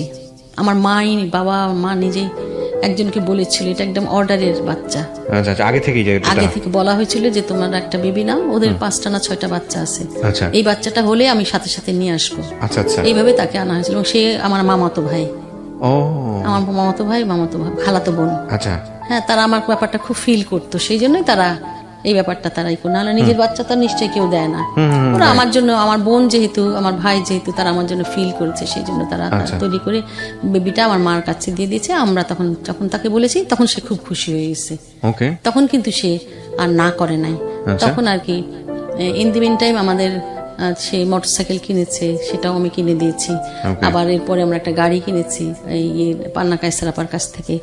তারপরে আমাকে বললো যে চলো আমরা, পান্না কায়সার মানে শমী কায়সারের মা? জি, শমী কায়সারের মা, আমার কলিগ ছিলেন উনি, বদরুসা কলেজে আমার কলিগ ছিলেন অনেক বছর। ওকে। হ্যাঁ, ওনার সাথে আমার খুব হৃদ্যতা ছিল, ভীষণ আপন বোনের মতো, এখনো আছে। হ্যাঁ, আচ্ছা, তারপর সমীর আমার বাসা খুব আসা যাওয়া ছিল। মাশাআল্লাহ, ঠিক আছে। তো তারপর বললাম যে আম্মা এরকম আমাদের জন্য একটা বেবি নিয়ে আসছে, চলো যাই নিয়ে আসি। বলে হ্যাঁ চলো যাই, খুব খুশি সে। তারপরে গাড়ি চালায় আমরা নিয়ে চলে আসলাম, বাড়ি গেলাম, সেখান থেকে আমরা বেবি নিয়ে আসলাম। নিয়ে আসার পরে সে তার মা বাবা ভাই বোন সবাইকে খবর দিল, তারা সবাই খুব খুশি। ঠিক আছে, তারা কিন্তু কেউ অখুশি নয়, প্রত্যেকেই খুব খুশি। আচ্ছা, তারপরে এই তো বেবি নিয়ে চলে আসলাম, অতটুকু ছোট্ট একটা বেবি, সেটা একেবারে বড় হলো দিনে দিনে। তাকে প্রচন্ড ভালোবাসতো, সে প্রচন্ড ভালোবাসতো আমার মেয়েটাকে। আর কি বলবো, আশপাশে প্রতিবেশীরাও সবাই খুব আদর করতে, দেখতে খুব সুন্দর ছিল সে, ভীষণ সুন্দরী ছিল। তো এই দিন গেল। তারপর পরবর্তী পর্যায়ে আস্তে আস্তে দেখি আমার মেয়েও বড় হচ্ছে ঠিকই, কিন্তু আমার হাজবেন্ডের কিন্তু আউটগোয়িং ব্যাপারটা বেড়ে যাচ্ছে আস্তে আস্তে, আচ্ছা, আস্তে আস্তে বাড়ছে। এবং সে তখন আমাকে একেবারেই কেয়ার করছে না। একদিন এরকম হয়েছে যে সে আমাকে উইদাউট এনি ইনফরমেশন, সে রাত্রি 11:30 12টা বাজে, শীতকালের দিন, নভেম্বর মাস তখন, সে বাসায় আসে নাই। তখন আমি তার এক কলিগের বাসায় ফোন করেছি। তখন ভাবিকে বললাম, ভাবি আপনি কি জানেন আপনার ভাই কোথায় গেছে, আপনার হাজবেন্ড কোথায় গেছে? বলে হ্যাঁ জানি তো, আজকে তো জার্মান এম্বাসিতে ওদের আজকে ককটেল পার্টি আছে, ওখানে গেছে। এগুলো বলে যেত না? না, কোনোদিন কখনো আমাকে বাসা থেকে বেরোনোর সময় বলে যেত না। কোথায় যাচ্ছে, মানে প্র্যাকটিসই ছিল না বিষয়গুলো? তার এই বিষয়টা প্র্যাকটিসই ছিল না। আচ্ছা, তো আমাদের যেমন, আমি এখনো বাড়ি থেকে বেরোলে, আমি আমার কাজের মেয়ে বাসায় আছে, আমি তাকে বলে আসি আমি আজকে এখানে আমি এখন বের হচ্ছে, আমি রেডিওতে যাচ্ছি। তো এরকম, কিন্তু তাদের কোনো ওই বাড়ির কোনো প্র্যাকটিস নাই বোধহয়, এরকম হয়তো ফ্যামিলি প্র্যাকটিস নাই আর কি তাদের। ওকে। এই জন্য সে বলে কখনো যেত না। তবে যখন আমার মেয়েকে যাওয়ার সময় আর কি, মেয়ে হয়তো সি অফ করার জন্য গেটে গেছে, তখন হয়তো টাটা বাই বাই বললো, খোদা হাফেজ বললো, তখন বলতো। মেয়েকে কিন্তু সে রেগুলার বলতো, ঠিক আছে, কিন্তু আমাকে কখনো বলতো না। হয়তো আমি যদি ঘরে আছি বলে যেত না আমি বেরোচ্ছি, আমি যাচ্ছি, কোনোদিন বলতো না। আমি স্কাটন গার্ডেনে ওই বাসায় থাকলাম অনেকদিন, অনেক, ধরেন প্রায় 88 সাল থেকে শুরু করে, 87 সাল থেকে শুরু করে একদম 94 সাল পর্যন্ত, 95 সাল পর্যন্ত আমি ওখানে ছিলাম। তো আমার সাথে এর মধ্যে ইন দি মিন টাইম কিন্তু তার সাথে একটা ডিস্টেন্স ক্রিয়েট হয়ে গেছে অলরেডি, মানসিক গ্যাপ, একদম মানসিক গ্যাপ শুরু হয়ে গেছে অনেকভাবে। সেটা হচ্ছে সে অনেক বেশি টাইম বাইরে স্পেন্ড করে, এবং আমি ফোন করি, বা অফিসে ফোন করি, যে Bangladesh Times office land phone, তখন ফোন করি যে উনি কোথায়, বলে সে তো অনেকক্ষণ আগে চলে গেছে, 2 ঘন্টা তো হয়ে গেছে। তারপরে অনেক পরে বিষয়টা যেটা বুঝি, মানে আমি নিজেও তো বিবাহিত, মানে বিষয়টা যেটা বুঝি যে বাইরে আপনি তাকে মিস করতেন একটা পার্টিকুলার টাইমের জন্য হোক, বা আপনাকে কিছুটা কোম্পানি দিয়ে কিছুটা কেয়ার করতে, ওই জিনিসগুলো মিসিং হয়ে গেল। আমি তো কোম্পানির জন্যই বিয়ে করলাম, নাহলে তো আমি চাকরি করি, রোজগার করি, আমার কি আর দরকার ছিল কিছু? আমার খাওয়ানো পড়ানোর জন্য তো কাউকে দরকার ছিল না, কিন্তু আমি কম্পেনিয়নের জন্য বিয়ে করেছি। সেই কম্পেনিয়নটাই আমার চলে গেল, অর্থাৎ সে বাইরে এত ইনভলভ হয়ে গেল এত ইনভলভ হয়ে গেলো তার অফিসের কলিগদের সাথে, মহিলা কলিগদের সাথে, অন্য অফিসের মহিলা কলিগদের সাথে, অনেক নানান জায়গাতে, প্রেস ক্লাবে, মানে অর্থাৎ তার বান্ধবীর কোনো শেষ নাই। কেন তখন যখন তার কিছুই ছিল না তখন আমি ছিলাম। তখন আমাকে বলেছিল যে তুমি যদি আমার সাথে সহযোগিতা না করো তাহলে আমি সংসার চালাতে পারবো না, আমি অনেক অল্প পয়সায় চাকরি করি। কিন্তু যখন সে তখন গাড়ি কিনে ফেললো, মোটরসাইকেল কিনে ফেললো, এত কিছু হয়ে যাচ্ছে, আস্তে আস্তে দেখছি তার ডেভেলপমেন্ট হচ্ছে, তখন তার বান্ধবী জুটে গেল অনেক। তখন ওই গাড়ি নিয়ে এসে বান্ধবী নিয়ে সাভার ঘুরে বেড়াচ্ছে, এখানে ঘুরে বেড়াচ্ছে, ওইখানে বেড়াচ্ছে। এগুলো কি আপনি প্রমাণ পেতেন নাকি আপনি এমনিতেই বলছেন? না না, আমি দেখেছি। দেখেছেন? হ্যাঁ দেখেছি, আর দু একজনের বাসাতে আমি নিজে সরাসরি গিয়ে দেখেছি যে সে ওই বাসাতে পরবর্তীতে আছে। ইনসিডেন্টও এগুলো হয়েছে? ঘটে, এমন ঘটনা ঘটেছে যে আমি ওই বাসায় গিয়েছি, দুবার গেছি, দুবারই ওনাকে আমি ওই বাসায় পেয়েছি, 3 বার গেছি ওই বাসায় পেয়েছি, 4 বার গেছি ওই বাসায় পেয়েছি। ঠিক আছে, এরকম ছিল। আপনি এগুলো নিয়ে তাকে চার্জ করতেন না যে তুমি এখানে কেন? আমি বলেছি তাকে, একদিন বললাম যে এরকম যে তুমি করছো, যদি ভবিষ্যতে আমি যদি খারাপ হয়ে যাই, আমি যদি আউটগোয়িং হয়ে যাই, and then you will be responsible for that situation. তখন আমার কোনো দোষ থাকবে না, কিন্তু আমি বলে দিলাম। যখন এই কথাগুলো আমি বলতাম তখন কিন্তু সে কয়েকদিন ঠিক থাকতো, তারপরে আবার সে এরকম চেঞ্জ হয়ে যেত। কারণ ওই যে বাইরের লোকজন তাকে খুব নক করতো অনেক বেশি। সে তো খুবই আলাপি ছিল, গপ্পবাজ ছিল, সবাই জমিয়ে রাখতো। এবং সে আমার বাড়িতে থাকার চাইতে তাদের সাথে কোম্পানি তার হয়তো পছন্দ হতো। এবং দেখা গেল সে এক জায়গায় বাইরে থেকে ফিরেছে, ঢাকায় ফিরে আমাকে সময় না দিয়ে সে চলে গেল বান্ধবীর বাড়িতে। তা আমি বললাম যে এখানে গেল কেন, কিভাবে বুঝলাম যে সে গেল? রুমানাকে সাথে নিয়ে গেল, আমার আমাদের মেয়ে আর কি, যে আমরা বাচ্চা অ্যাডপ্ট করেছিলাম, যে বাচ্চার কথা বললাম, সেই বাচ্চাকে নিয়ে সেই বাসায় গেছে। সে এসে আবার আমাকে রিপোর্ট করছে, বলছে। তারপরে মেয়ের বার্থডে অন্য বান্ধবীদের বাসায় পালন হচ্ছে, মেয়ের বার্থডে অন্য বাসায়, বান্ধবীদের না, অন্য বাসায় পালন হচ্ছে। মহাদূরত্ব মানে কি, মারাত্মক ভাবে। এই পরবর্তী পর্যায়ে আমি বললাম যে তুমি যে এরকম বাইরে বাইরে ঘুরে বেড়াচ্ছ, কতজনকে নিয়ে ঘুরে বেড়াচ্ছ, ঠিক আছে? আমাকে তো অনেকে এসে ফোন করে, বলে ভাবি আপনার জন্য তো এই জিনিসটা পাঠাইছি, আপনি পাইছেন? কে বলছেন? বলে অমুক জায়গায়। কেন, আপনি ভুলে গেলেন আমাকে? কার্ড দিয়ে গেলেন যে? ভাই দিয়ে গেল? কোথায় কার্ড দিলাম, কোথায় গেলাম? ওই যে কি যেন একটা জায়গার নাম বলে, সেখানে। না আমি তো যাইনি। বলে না না ভাবি আপনি এসেছিলেন, আমার ভাই আর বাড়িতে। মানে অন্য কাউকে নিয়ে গেছে সে, হ্যাঁ এরকম। তারপরে এক বাসায় একজন আমাকে বললো কি, আপা ইফাত আপা আপনি আসেন না কেন? বলে কোথায় আসবো? বলে আমাদের বাসায়।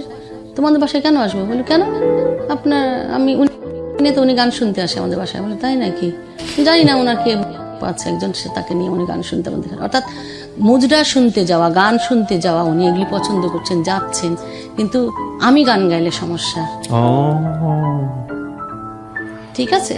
তারপরে যখন আমি গান গাওয়া একদমই ছেড়ে দিয়েছিলাম, যে ঘর সংসার করবো, ঠিক আছে, গান গাইতে আমার অনেক সময় ব্যয় করতে হয়, রাত বিরেতে কাজ করতে হয়, যেতে হয়, তো এগুলি করবো না, ছেড়ে দিয়েছি। তখন কিন্তু সে আবার আমাকে বলতো তুমি গান করতে যাও না কেন? দূর, ওইগুলো আমাকে নিতে যেতে হয়, করতে হয়, ঝামেলা হয়, করবো না। বলি না না গান করো। তবে কেন সে বলতো আমি জানি না, বলতে পারবো না, গান করো, পরে আবার তুমি আমাকে বলবে আমার জন্য তুমি গান ছেড়ে দিয়েছো। কিন্তু আসলে তো ঘটনাটা অন্য জায়গায় মোড় নিচ্ছিল। সেটা হচ্ছে যে আমি তাকে কিন্তু একটা দিয়েছিলাম, শান্তিং দিয়েছিলাম, বলেছিলাম যে আমি যদি তোমার মতো এরকম অন্য একটা কোনো ছেলে নিয়ে ঘুরি তো আমি তোমার দেখিয়ে দেবো, আমি আরেকজন ছেলেকে নিয়ে আমি ঘুরবো, তোমার জিনিস তোমার কাটাতে কাটাতে, হ্যাঁ তুমি তোমার তখন কেমন লাগে সেটা আমি দেখতে চাই। তখন আমি একজনকে নিয়ে এরকম কিছুদিন যখন বাইরে গেছি, বাসায় ডেকেছি, আমি তো বাড়িতেই ডাকতাম, উনি এসে দেখতো। তারপরে উনি খুব মেজাজ করতো আর কি, তারপরে এটা বুঝতে পারতো আর কি। সে পরবর্তী পর্যায়ে এটা নিয়ে এসে আমার সাথে ভীষণ ঝগড়াঝাটি, দ্বন্দ্ব কলহ, তিক্ততার শেষ পর্যায়ে চলে আসছে। তারপরে তো এরকম মেয়ে দেখছে এগুলি সবই। তারপরে সে পরবর্তী পর্যায়ে আবার সরকারি বাসায় ইস্কাটন থেকে শুরু করে আমি আবার বেলিরোডের বাসায় গেলাম। বেলিরোডে তখন 3 রুমের বাসা পেলাম আমি, সেই বাসা আমি উঠলাম। সেখানে আমার কাজের লোক ছিল একজন, পার্মানেন্ট বুয়া থাকতো।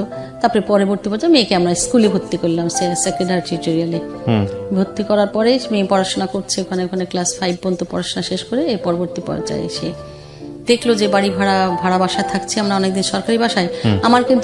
আমার বেতনের পয়সা থেকে কিন্তু সব টাকা কেটে যাচ্ছে। আচ্ছা, ঠিক আছে।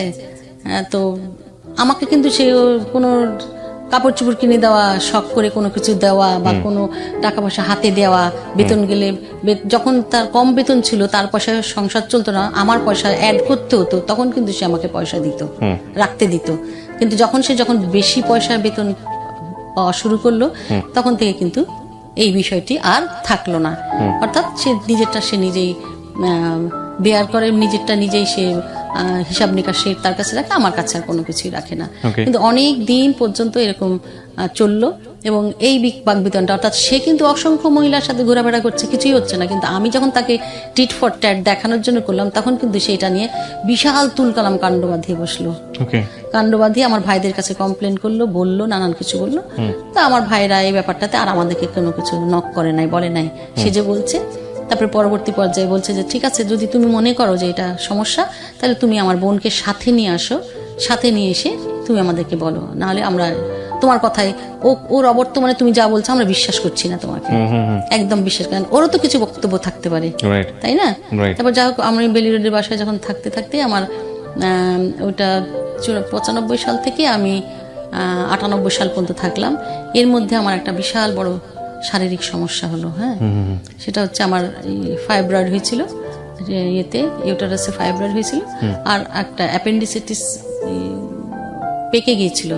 তো অসুস্থতার জন্য আমি গিয়েছিলাম আসলে গাইনি প্রবলেমের জন্য ইন্ডিয়া গেছিলাম। আমাকে বললো তুমি ইন্ডিয়াতে যাও ট্রিটমেন্ট করতে, তখন কিন্তু সে আমাকে ইন্ডিয়ায় পাঠিয়ে দিল। এই যে আমি ইন্ডিয়ায় গেলাম, সব ভিসা টিসা কিন্তু সেই সব কিছু করে দিল। প্রায় 3 মাসের ভিসা ছিল আমার তখন সেই সময়। আমি আমার মেয়েকে রেখে 98-এ চলে গেলাম ইয়েতে, কি বলে, ইন্ডিয়াতে গেলাম। ওখানে একটা মুসলিম ফ্যামিলির সাথে আমাদের অ্যাটাচমেন্ট ছিল ভালো, ওই বাড়িতে গিয়ে আমি উঠলাম। ওইখানে থাকতে থাকতে ওরা বললো চলো কাকিমা আমরা ইয়েতে যাই, দার্জিলিং বেড়াতে যাই। যেদিন যাব 15 জুন, তার আগে 2 দিন আগে আমার প্রচন্ড ব্যথা এবং কেমন জানি আমার দম বন্ধ হয়ে আসছে, খারাপ লাগছে ভীষণ ভাবে, কথা বলতে পারছি না, শ্বাসকষ্ট হচ্ছে। তা বললাম তুমি তাড়াতাড়ি চলো, আমি তোমার বাংলাদেশে আমি কথা বলবো, তোমার কাকুর সাথে কথা বলবো, আমি তো মনে হয় বাঁচবো না মনে হচ্ছে এরকম অবস্থা, আমি তো এত শ্বাসকষ্ট হচ্ছে আমি কথাই বলতে পারছি না। পরে টেলিফোনে কথা বললাম, ওদের ল্যান্ডফোন ছিল, ফোনে কথা বললাম। কথা বলার পরে আমি বললাম যে আমি তো মনে হয় বাঁচবো না, আমি মারা যাবো, তুমি আমাকে নিতে আসো, অবস্থা খুব খারাপ আমার। তো বলে কি হয়েছে, ডাক্তার দেখাও তাড়াতাড়ি। পরবর্তী পর্যায়ে সেদিন রাত্রেবেলা যখন 2 দিন পরে, সেদিন 15 জুন ছিল, অ্যাটাক হলো মারাত্মকভাবে, অ্যাপেন্ডিক্স বাস্ট হয়ে গেছিল। তারপরে ওরা তাড়াতাড়ি করে হসপিটালে নিয়ে গেছিল। হসপিটালটার নাম কলকাতা রিসার্চ ইনস্টিটিউট। হ্যাঁ, তো আমাদের এখানে ইয়ের মতো পিজি হসপিটালের মতো আর কি একটা হসপিটাল ওখানে। তো সেখানে গেলাম, ওনার ডাক্তার আরবি চ্যাটার্জি, তাকে দেখালাম। উনি দেখিয়ে টেকে বললো হাই হাই, তো সর্বনাশ ব্যাপার। পরে ওনারা টেস্ট করলো, বললো তো বিরাট বড় একটা ফাইব্রয়েড আছে আর এত ব্লিডিং হচ্ছে, এটা তো অবস্থা খুব খারাপ, একটা ব্লিডিং বন্ধ করে তবে অপারেশন করতে হবে। তারপরে ওনারা আর দেখলো যে হিমোগ্লোবিন আমার 4.5-এ চলে এসছে, যেখানে 10-12 থাকার কথা। তারপরে বললো তো যদি রক্ত না দেওয়া হয় তাহলে তার অপারেশন করতে পারবো না আমরা। তারপরে ওনারা আমাদেরকে, যারা যেই ভদ্রলোক আর কি আমাদের হেল্প করতেন, ভদ্রমহিলা, ওনারা ওখানে কলকাতায় ঠাকুরপুকুর এখানে থাকেন ওনারা। তো ওনারা কেয়ার থেকে ওনারা মেডিসিন নিয়ে নিল, ব্লাড নিল, 8 ব্যাগ রক্ত লেগেছিল আমার। 8 ব্যাগ রক্ত দিয়ে তারপরে অপারেশন হলো। তারপরে সেই অবস্থা থেকে অবস্থা থেকে অপারেশনের পরে আমি 3 দিনের পরেই আবার কমায় চলে গেলাম প্রায়। এই সময়টাতে আপনার হাজবেন্ড কতটুকু সাপোর্ট করেছে? এই সময় তারা ফোন করেছিল, তারা ফোন করলে পরে সে এসেছিল। ডাক্তার বলেছে অপারেশন করব, কিন্তু পেশেন্টের হাজবেন্ড না আসলে আমরা করবো না, কারণ ওনার ডেড বডি নিতে হতে পারে। সেই জন্য তখন আমি আবার আল্লাহর কিষান দেখেন, আমি যাওয়ার সময় না তাকে বলছিলাম আমার সাথে চলো, যাবে না, গেল না, কিন্তু আমি ওর ভিসাটা করে রেখে গেছিলাম যদি যায়। হ্যাঁ, নিজে থেকে করে গিয়েছিলাম, আমি নিজেই করে গেছিলাম, কেন জানি যে ভিসাটা আমাদের দুজনে না, আমি আসলে একসাথে যাওয়ার জন্য ভিসা করেছিলাম, কিন্তু সে যায়নি, আমার সাথে গেল না, আমি একাই গেলাম, ঠিক আছে, মেয়েকে রেখে। তারপরে আমি পরে ওনারা ডাক্তার নিজে কথা বলেছে ওনাকে ফোন করে যে আপনি আসেন, আপনার ছাড়া তো অপারেশন হবে না, দ্বিতীয় কথা হচ্ছে আপনার তো ডেড বডি নিতে হবে। তারপরে উনি অপারেশনের সময় দাঁড়িয়ে থাকলো, অ্যাবডোমেন ওপেন করলো, দেখে কি যে শুধু ফাইব্রয়েড নয়, আমার ডান দিকে একটা সিস্ট আছে এবং অ্যাপেন্ডিসাইটিস বাস্ট হয়ে গিয়ে সমস্ত শরীরে ওই যে ব্লাড ক্লট হয়ে ভিতরে জমা হয়ে খারাপ অবস্থা হয়ে গেছে। তারপরে উনি বললেন যে আমার তো এই অপারেশন করতে ওনার 5 ঘন্টার সময় লেগেছে। এরপরে আমি হসপিটালে 1 মাস 18 দিন ছিলাম, ওইখানে একাই ছিলাম। এবং ওই অপারেশনের 3 দিন পরে আমার অবস্থা বেশি খারাপ ছিল, তখন উনি আবার গিয়েছিল। উনি অপারেশনের পরের দিন চলে আসছিল। তারপরে উনি জুন মাসে আবার আমার শারীরিক কন্ডিশন আরো খারাপ হয়ে গেল। তখন উনি গিয়েছিলেন, যাওয়ার পরে ডাক্তার বললো যে আসলে ওনার আমার ইয়ের মধ্যে অ্যাবডোমেনের ভিতরে না ইয়ে থেকে গেছিল, গজ টজ এগুলো কিছু একটা থেকে গেছিল। এরপরে আমি চলে আসলাম 1 মাস 18 দিন থাকার পরে বাংলাদেশ আসলাম। এই যে আমি 1 মাস 18 দিন ছিলাম না, এর মধ্যে ইন করেছে এক মহিলা, ঠিক আছে, তার মধ্যে তার জীবনে মারাত্মক ভাবে ইন করেছে।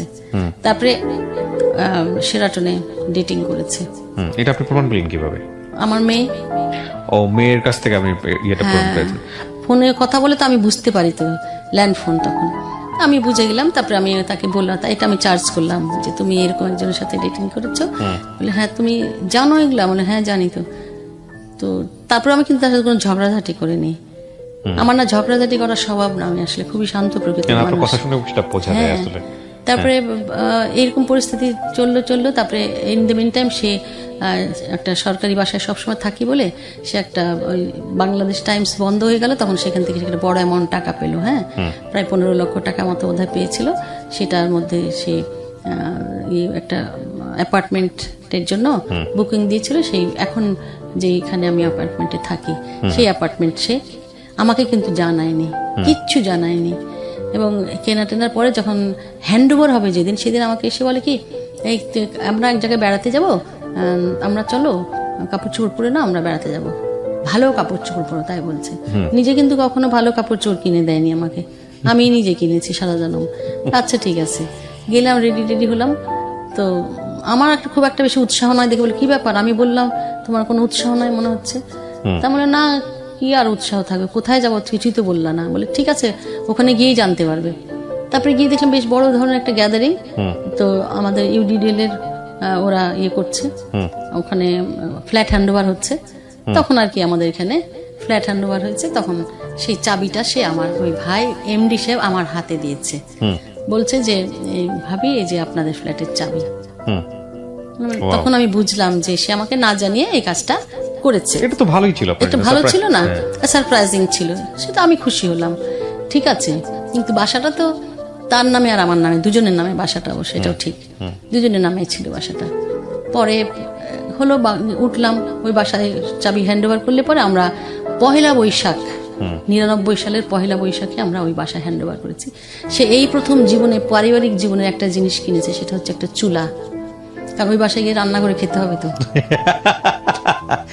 থাকে বোধহয় কিছু ছেলে এরকম পায় না। তারপরে সে কিনে গেল। আমি বাড়িঘর কিন্তু আমি যে শিফট করলাম কোনোটাতে সে কোনো হেল্প করে নাই।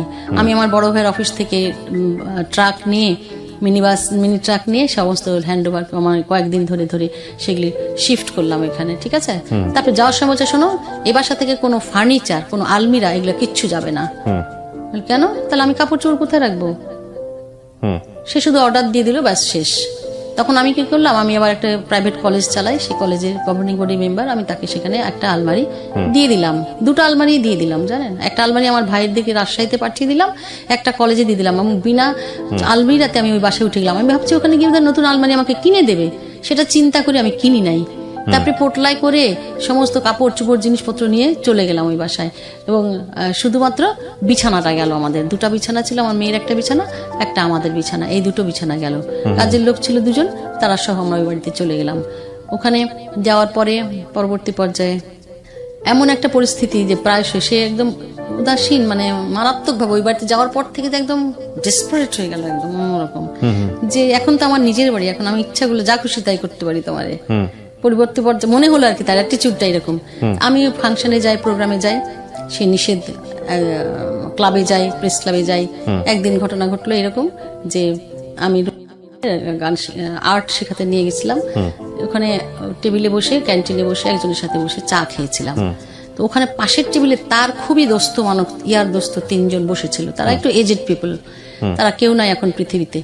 তো তাদের টেবিলে না গিয়ে বসে অন্য একটা টেবিলে বসেছে। সেই ভদ্রলোকটা কম্পারেটিভলি তাদের চেয়ে বয়স কম, জুনিয়র। তো ওনার সাথে আমার একটা আগে থেকে জানাশোনা ছিল ভালো, উনি একটা পত্রিকার সম্পাদক আর কি। তো আমি ওখানে গিয়ে বসলাম, হ্যাঁ কেমন আছেন ভাই? হ্যাঁ ভালো। বলে ভাবি বসেন, চা খান? বলে হ্যাঁ ঠিক আছে বসি, চা খেলাম। সেটা ছিল অক্টোবর মাস, ঠিক আছে। অক্টোবর মাসে ধরেন কয় তারিখ হবে? বলে আমাদের তো কয়েকদিন পরে প্রেস ক্লাবে জন্মদিন হবে, এই সেই নানান কিছু বলছে। আমাদের একটা ট্যুর আছে, আমরা সবাই সাংবাদিকরা ট্যুরে সুন্দরবন যাবো, এই সেই নানান কাহিনী বললো। আপনি যাবেন কিনা? বললাম না, আমি যাব না। তারপরে আমি ওই পরিস্থিতি পরে ওই অবস্থায় আমার রুবানাকে নিয়ে আমি বাসায় চলে এলাম। যাওয়ার পরে সেই দিন রাত্রিবেলা, না ওই একই দিনই আমার মেয়ের টিচার ছিল, তাজ ছেলেটির নাম, এখন সে অ্যাডিশনাল ডিস্ট্রিক্ট জাজ। সেই ছেলেটি পড়াতো, তো ওই ছেলেটিদের ওদের ওই ঢাকা বিশ্ববিদ্যালয়ে অনার্স ফার্স্ট ইয়ারের ছাত্র ছিল, সে লয়ে। সে ওদের জিপিএ 5 পেয়েছে, তাদের একটা রিসেপশন প্রোগ্রাম ছিল CMH এ। সে বললো ম্যাডাম আপনাকে আমরা গান গাওয়ার জন্য দাওয়াত দেবো। বলে ঠিক আছে যাব। ওই অনুষ্ঠান যখন গিয়েছিল তাকে সেই অনুষ্ঠানে যাওয়ার কথা আমি বলে যাইনি, শুধু তাজের অনুষ্ঠান সেটা সে জানতো। রুমানা বলছে আব্বু আম্মু হচ্ছে আমার টিচারের একটা অনুষ্ঠান আছে, সেখানে গেছে, সেনাকুঞ্জে গেছি।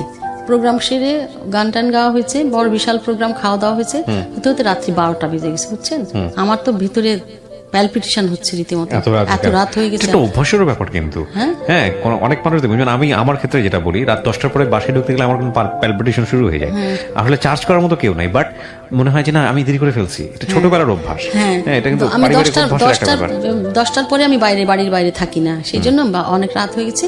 কিন্তু খাওয়া দাওয়া ডিনার না ছেড়ে আসতে দিবি না। তারপরে পরে রাস্তার মধ্যে কি হয়েছে, গাড়ি খারাপ হয়ে গেছে, মানে মরার উপর খাড়ার ঘা। এই করতে করতে অনেক রাত হয়ে গেছে। সে তো বাসার মধ্যে মনে করেন যে রেগে কি করবে, আমাকে একদম কচু কাটা করবে এমন পরিস্থিতি হয়ে যাচ্ছে। তারপরে পরে যখন আসলাম, আরেকজন একটা গাড়ি নিয়ে তারপরে বাসায় ফিরলাম, দরজা কলিং বেল দিই, দরজা খুলে না। ঠিক আছে, তারপরে আমি যখন 7 তলায় বাসা, তো দরজা খুলে না, তখন সে খুলতে দিবে না। কাজের মেয়েদেরকে বলছে এই খবরদার দরজা খুলবি না, হ্যাঁ দরজা খুলবি না, হ্যাঁ সে বাইরেই থাকুক। মানে আমি বলতে পারবো না, একটা মিরাকল ব্যাপার যে আমি বেঁচে গেছি এবং এখন বেঁচে আছি আমি।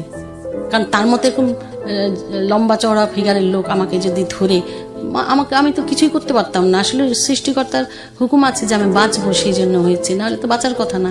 তারপরে এরকম পরিস্থিতি হয়ে গেল, তারপরে সমস্ত শরীর ক্লট, চোখের ক্লট বেঁধে গেল, তারপরে ঠোঁট এরকম উঁচু হয়ে গেল, ফেটে রক্ত হচ্ছে, সাংঘাতিক খারাপ অবস্থা। পরে আমি আমার মেয়ের যে ঘরে রুম ঘুমায়, সেখানে মেয়ের রুমে আমি চলে গিয়ে দরজা লক করে দিলাম। তো মেয়ের দরজা লক ছিল, আমি দরজা খুলতে বলেছি, চলে তো মেয়ে দেখে তো চমকায় গেছে। ঠিক আছে, যে কি অবস্থা, এরকম কেন এরকম হয়েছে, কি হয়েছে, আর তোমার আব্বু আমাকে মেরেছে। আর আমার মেয়েকে কি বলবো, কিভাবে রিয়াক্ট করলো, কি বলো তুমি, হ্যাঁ।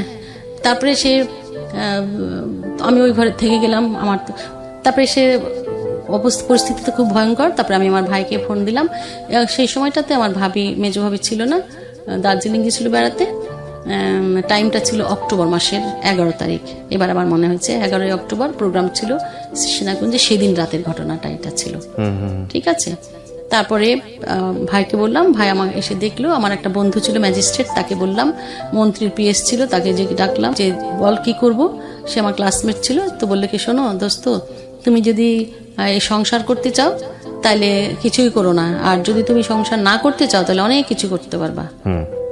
এটা আমাকে বললো, তবে এই বাসায় থেকে তুমি কিছুই করতে পারবা না, কারণ তোমাকে তো কুচি কুচি করে মেরে ফেলবে, কেটে ফেলবে। তারপরে এমনিতেই তো তারা এমন একটা জায়গায় চাকরি করে, তাদের পেশাগত কারণে তারা মানুষের কাছে অনেক বেশি প্রিভিলেজড। তো সুতরাং তুমি কি করবা চিন্তা করো।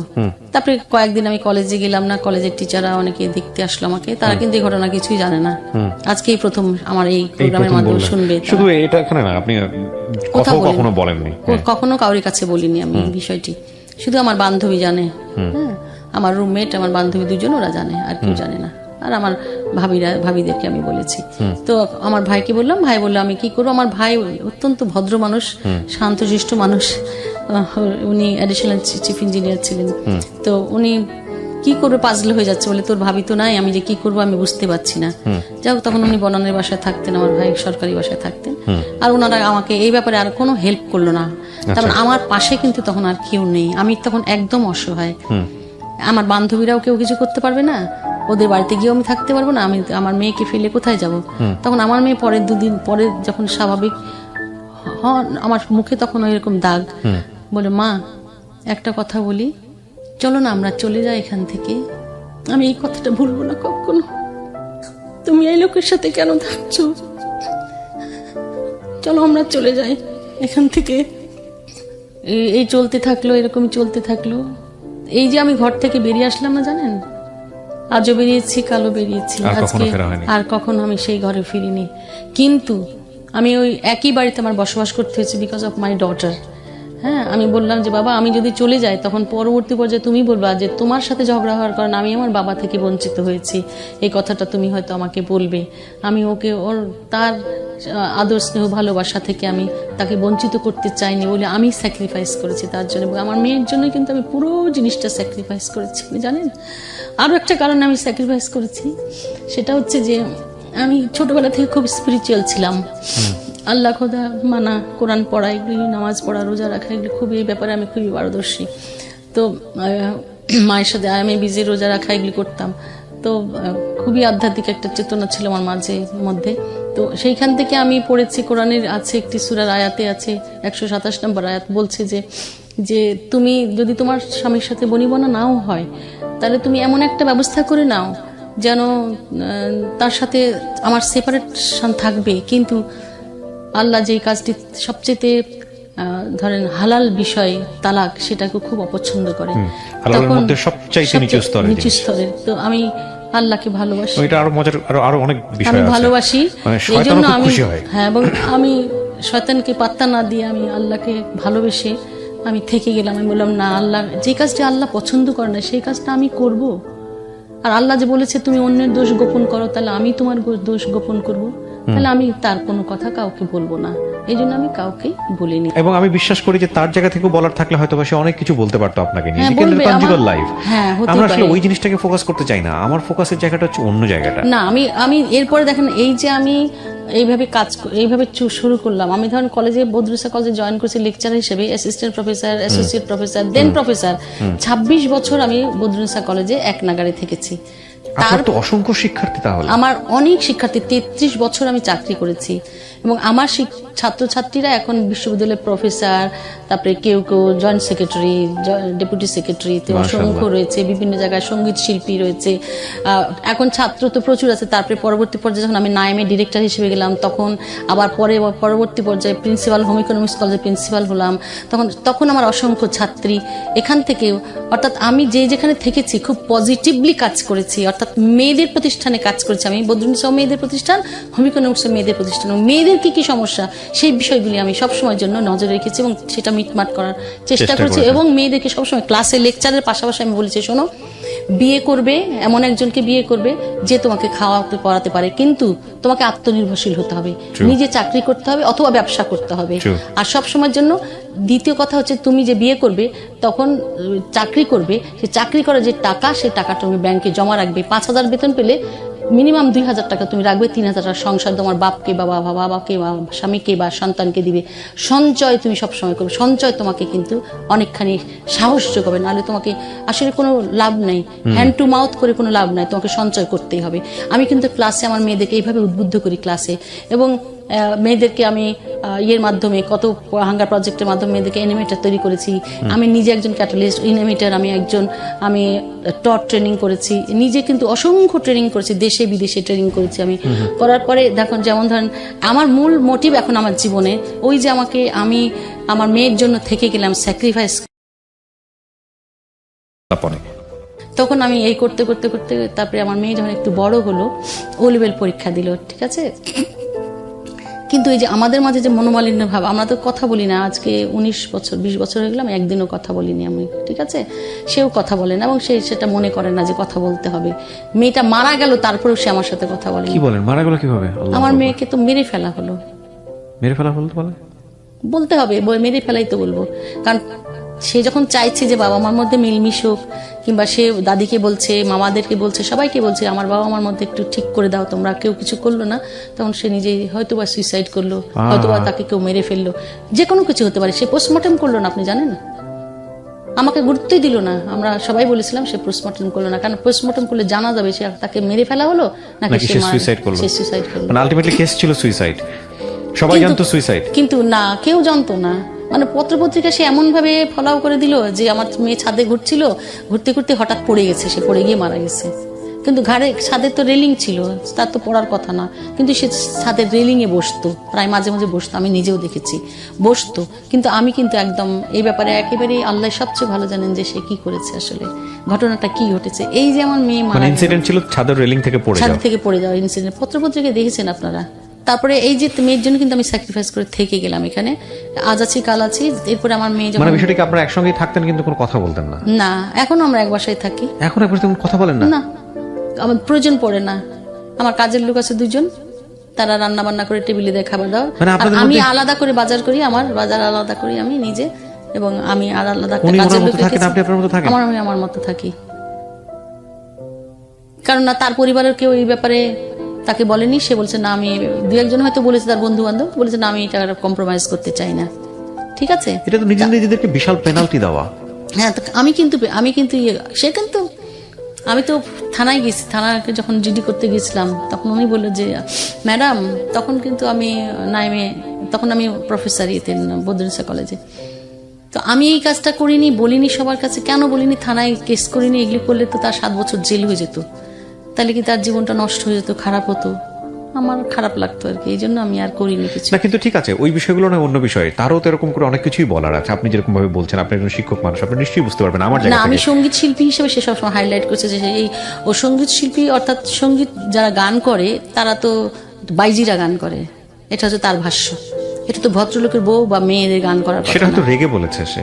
না না, সবসময় সে বলেছে আমি গান করলে এটা খারাপ, অন্যরা গান করলে ভালো, বা অন্যের গান শুনতে তুমি মুজরা শুনতে পারে সাথে নিয়ে অন্য বাড়িতে যাচ্ছ, ঠিকই যাচ্ছ বলে, তখন বলে কি যে এইগুলা ভালো লোকেরা গান করে না, সেই জন্য করতে হবে না। ঠিক আছে, তার একটা না, সে যদি সে বলতে পারতো দাবিকে যে ঠিক আছে তোমার করতে হবে না, সে কিন্তু সেটা কোনোদিন বলেনি, ঠিক আছে। বলেনি। কিন্তু আমার ভালো লাগার একটা আনন্দ, আমি বলছি দেখো আমাকে কিন্তু গান তুমি শেখাও নাই, আমি সেই 2 বছর বয়স থেকে গান করেছি, আমি 4 বছর বয়স থেকে রেডিওতে গান করেছি, 6 বছর বয়স থেকে তারপরে টেলিভিশনে গান করেছি, চলচ্চিত্রে গান করেছি, 20টা চলচ্চিত্রে গান করেছি আমি। ঠিক আছে, ইনসিডেন্টগুলো নিয়ে আমি জানি, ইনসিডেন্টগুলো নিয়ে যদি আপনি কথা বলতে শুরু করেন, এটা অসংখ্য ইনসিডেন্ট আসবে 20 বছরের কনজুগাল লাইফে। হ্যাঁ। এটা ওনার জায়গা থেকেও সত্য।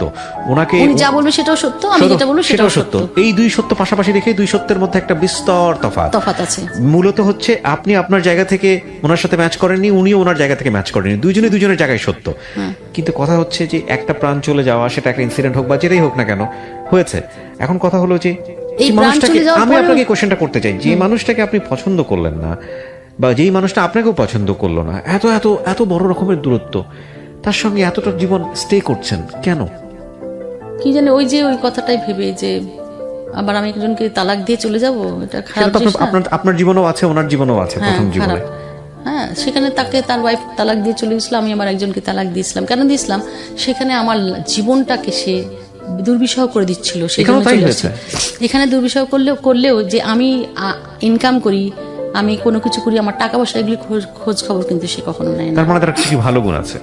হ্যাঁ, তা তো অবশ্যই ভালো গুণ আছে, মানে কি সে তো very much devoted to his work, তার প্রফেশনে সে মারাত্মক ডেভোটেড। এনিওয়ে, তো সেখানে তার তো ভালো গুণ আছে, অবশ্যই ভালো গুণ আছে যে সে আমার কাছ থেকে কোনো টাকা পয়সা হিসাব নিকাশ নিত না, যে তুমি কয় টাকা রোজগার করে সে। তবে আমি যদি কখনো টাকা চাইতাম, বলো কি করবা টাকা, তো আমি বললাম কেন, আমার এখন এই মুহূর্তে ব্যাগে টাকা না, আমি তোমার কাছে একটু টাকা চাই, কলেজে যাবো এই জন্য, তো আমাকে একটু পৌঁছে দাও। না, আমি পৌঁছে দিতে পারবো না। তুমি এত কাজ নিজে করতে পারো, নিজে নিজে কলেজে যেতে পারো না? সে তো যেতেই পারি, আমার কাছে টাকা নেই, তো তাই প্লিজ আমি তুমি আমাকে দাও।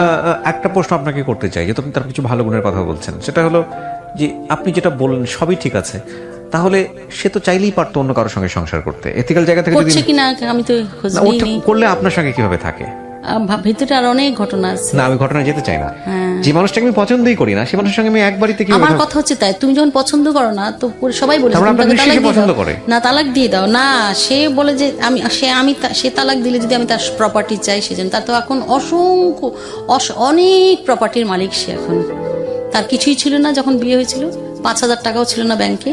তারপরে প্রথম আমি তাকে 5 কাঠা জমি কিনে দিলাম আরশিনগরে, তারপরে বললাম তুমি একটা কিছু করো, তাই করতে করতে সে সাভারে একটা 1 বিঘা জমি কিনলো। এই জমি 2 বিঘা কেনার পরে সেইখানে সেই জমি কিন্তু 1 বিঘা তার, আর 1 বিঘা জমি আমাকে বলেছে যে তোমার যে কাবিনের যে আমার একটা টাকা দিতে হতো না, সেটা তো আমি দেইনি, সেই বাবদ তোমাকে আমি এই 1 বিঘা জমি দিয়ে দিলাম। ঠিক আছে, এটা বলেছে আমাকে, মুখে বলেছে।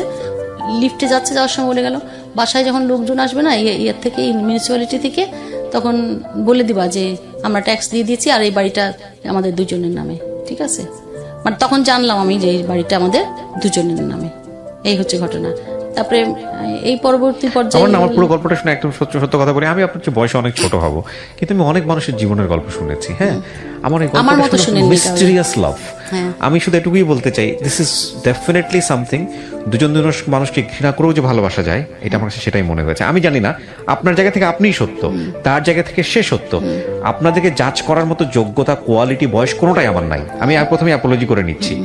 কিন্তু এত কিছুর পরেও দুজন মানুষ যখন একটা বাড়িতে থাকে, তার মানে নিশ্চয়ই দুজনের ভিতরে কিছু একটা আছে। না, এছাড়া আরো একটা কারণ আছে।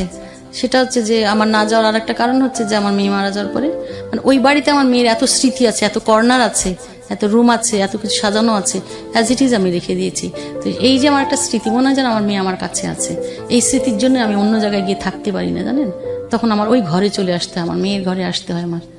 ওখানে যে তার একটা ছবি টাঙানো আছে, ওখানে যে ওর এই খাটটা এইভাবে করা আছে, ওই এখানে যে ওর আলমিরাটা, ওর সেই জিনিসপত্রগুলো এরকম করে সাজানো আছে। দরজা খুললেই আমি ওর সব জিনিস দেখতে পাই।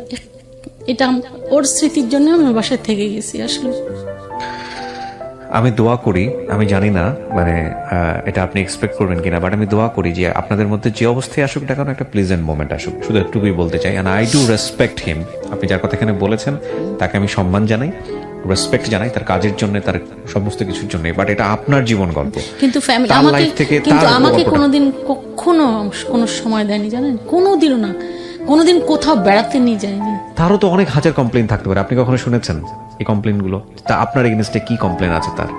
না, আমি ব্যস্ত থাকি, আমি ব্যস্ত থাকি বেশি, আমি কাজ করি বলে। আমি কেন ব্যস্ত থাকি? তুমি আমাকে সময় দাও না তো। আমি কাজ দিয়ে ব্যস্ততা দিয়ে তো আমি আমার সময়টা ব্যয় করি, না হলে তো আমি ফাপড় হয়ে মরে যেতাম। আমি পিএইচডি কোর্সে যাওয়ার কথা, তুমি যেতে দিলে না আমাকে, ঠিক আছে, কিন্তু যেতে হবে না। পিএইচডি করলেও তুমি টিচার, না করলেও টিচার, এরকম একটা ভাব তার মধ্যে ছিল। গেলাম না। কিন্তু তারপরে তার সাথে যখন সে যে লেখাপড়ার, তার মধ্যে আর আমার মধ্যে কমপ্লেক্স আর একটা মূল ফারাকটা কারণটা হচ্ছে কি জানেন, যে he is not a graduate, say under graduate একজন মানুষ। আমি দুটো সাবজেক্টে এমএ পাস করেছি, মিউজিক করেছি। সমাজে আমার একটা স্ট্যাটাস আছে, সমাজে আমার একটা পরিচয় আছে, তারও আছে। থাকলেও আমাকে যেমন মানুষ চট করে চিনতে পারবে, ওনারা তো নেপথ্যের কাহিনীর লোক। এখন সে না পজিটিভলি মেলা চ্যানেল হয়েছে, তাই বিভিন্ন জায়গায় প্রোগ্রামে যে অনেককে চিনে, সেও যথেষ্ট ফেমাস, তাতে কোনো সন্দেহ নাই, আমিও যথেষ্ট ফেমাস। কিন্তু আমি বলি, আপনি আপনার জায়গা থেকে মন খুলে বলেছেন, সেটার জন্য আমি সম্মানিত বোধ করছি। কারণ আমার এখানে যারা আসেন তারা মন খুলে সব কথা বলেন, কিন্তু আমি সব কথা প্রচার করব না। কিন্তু আমি চাই, মানে মনে প্রাণে আমি চাই আপনার যে ভেতরের দুঃখটা। আমি দুটো জিনিস বলছিলাম যে কেন আমি অনুষ্ঠানটা করছি আপনাকে নিয়ে, আপনার গল্পটা জানার পরে। তার প্রথম কারণটা হচ্ছে, একজন মানুষ ঘরের ভিতরে চরম পর্যায়ে অসুখী হওয়ার পরেও একজন মানুষ অনেক বড় মাপের একজন সামাজিক মানুষ হতে পারে।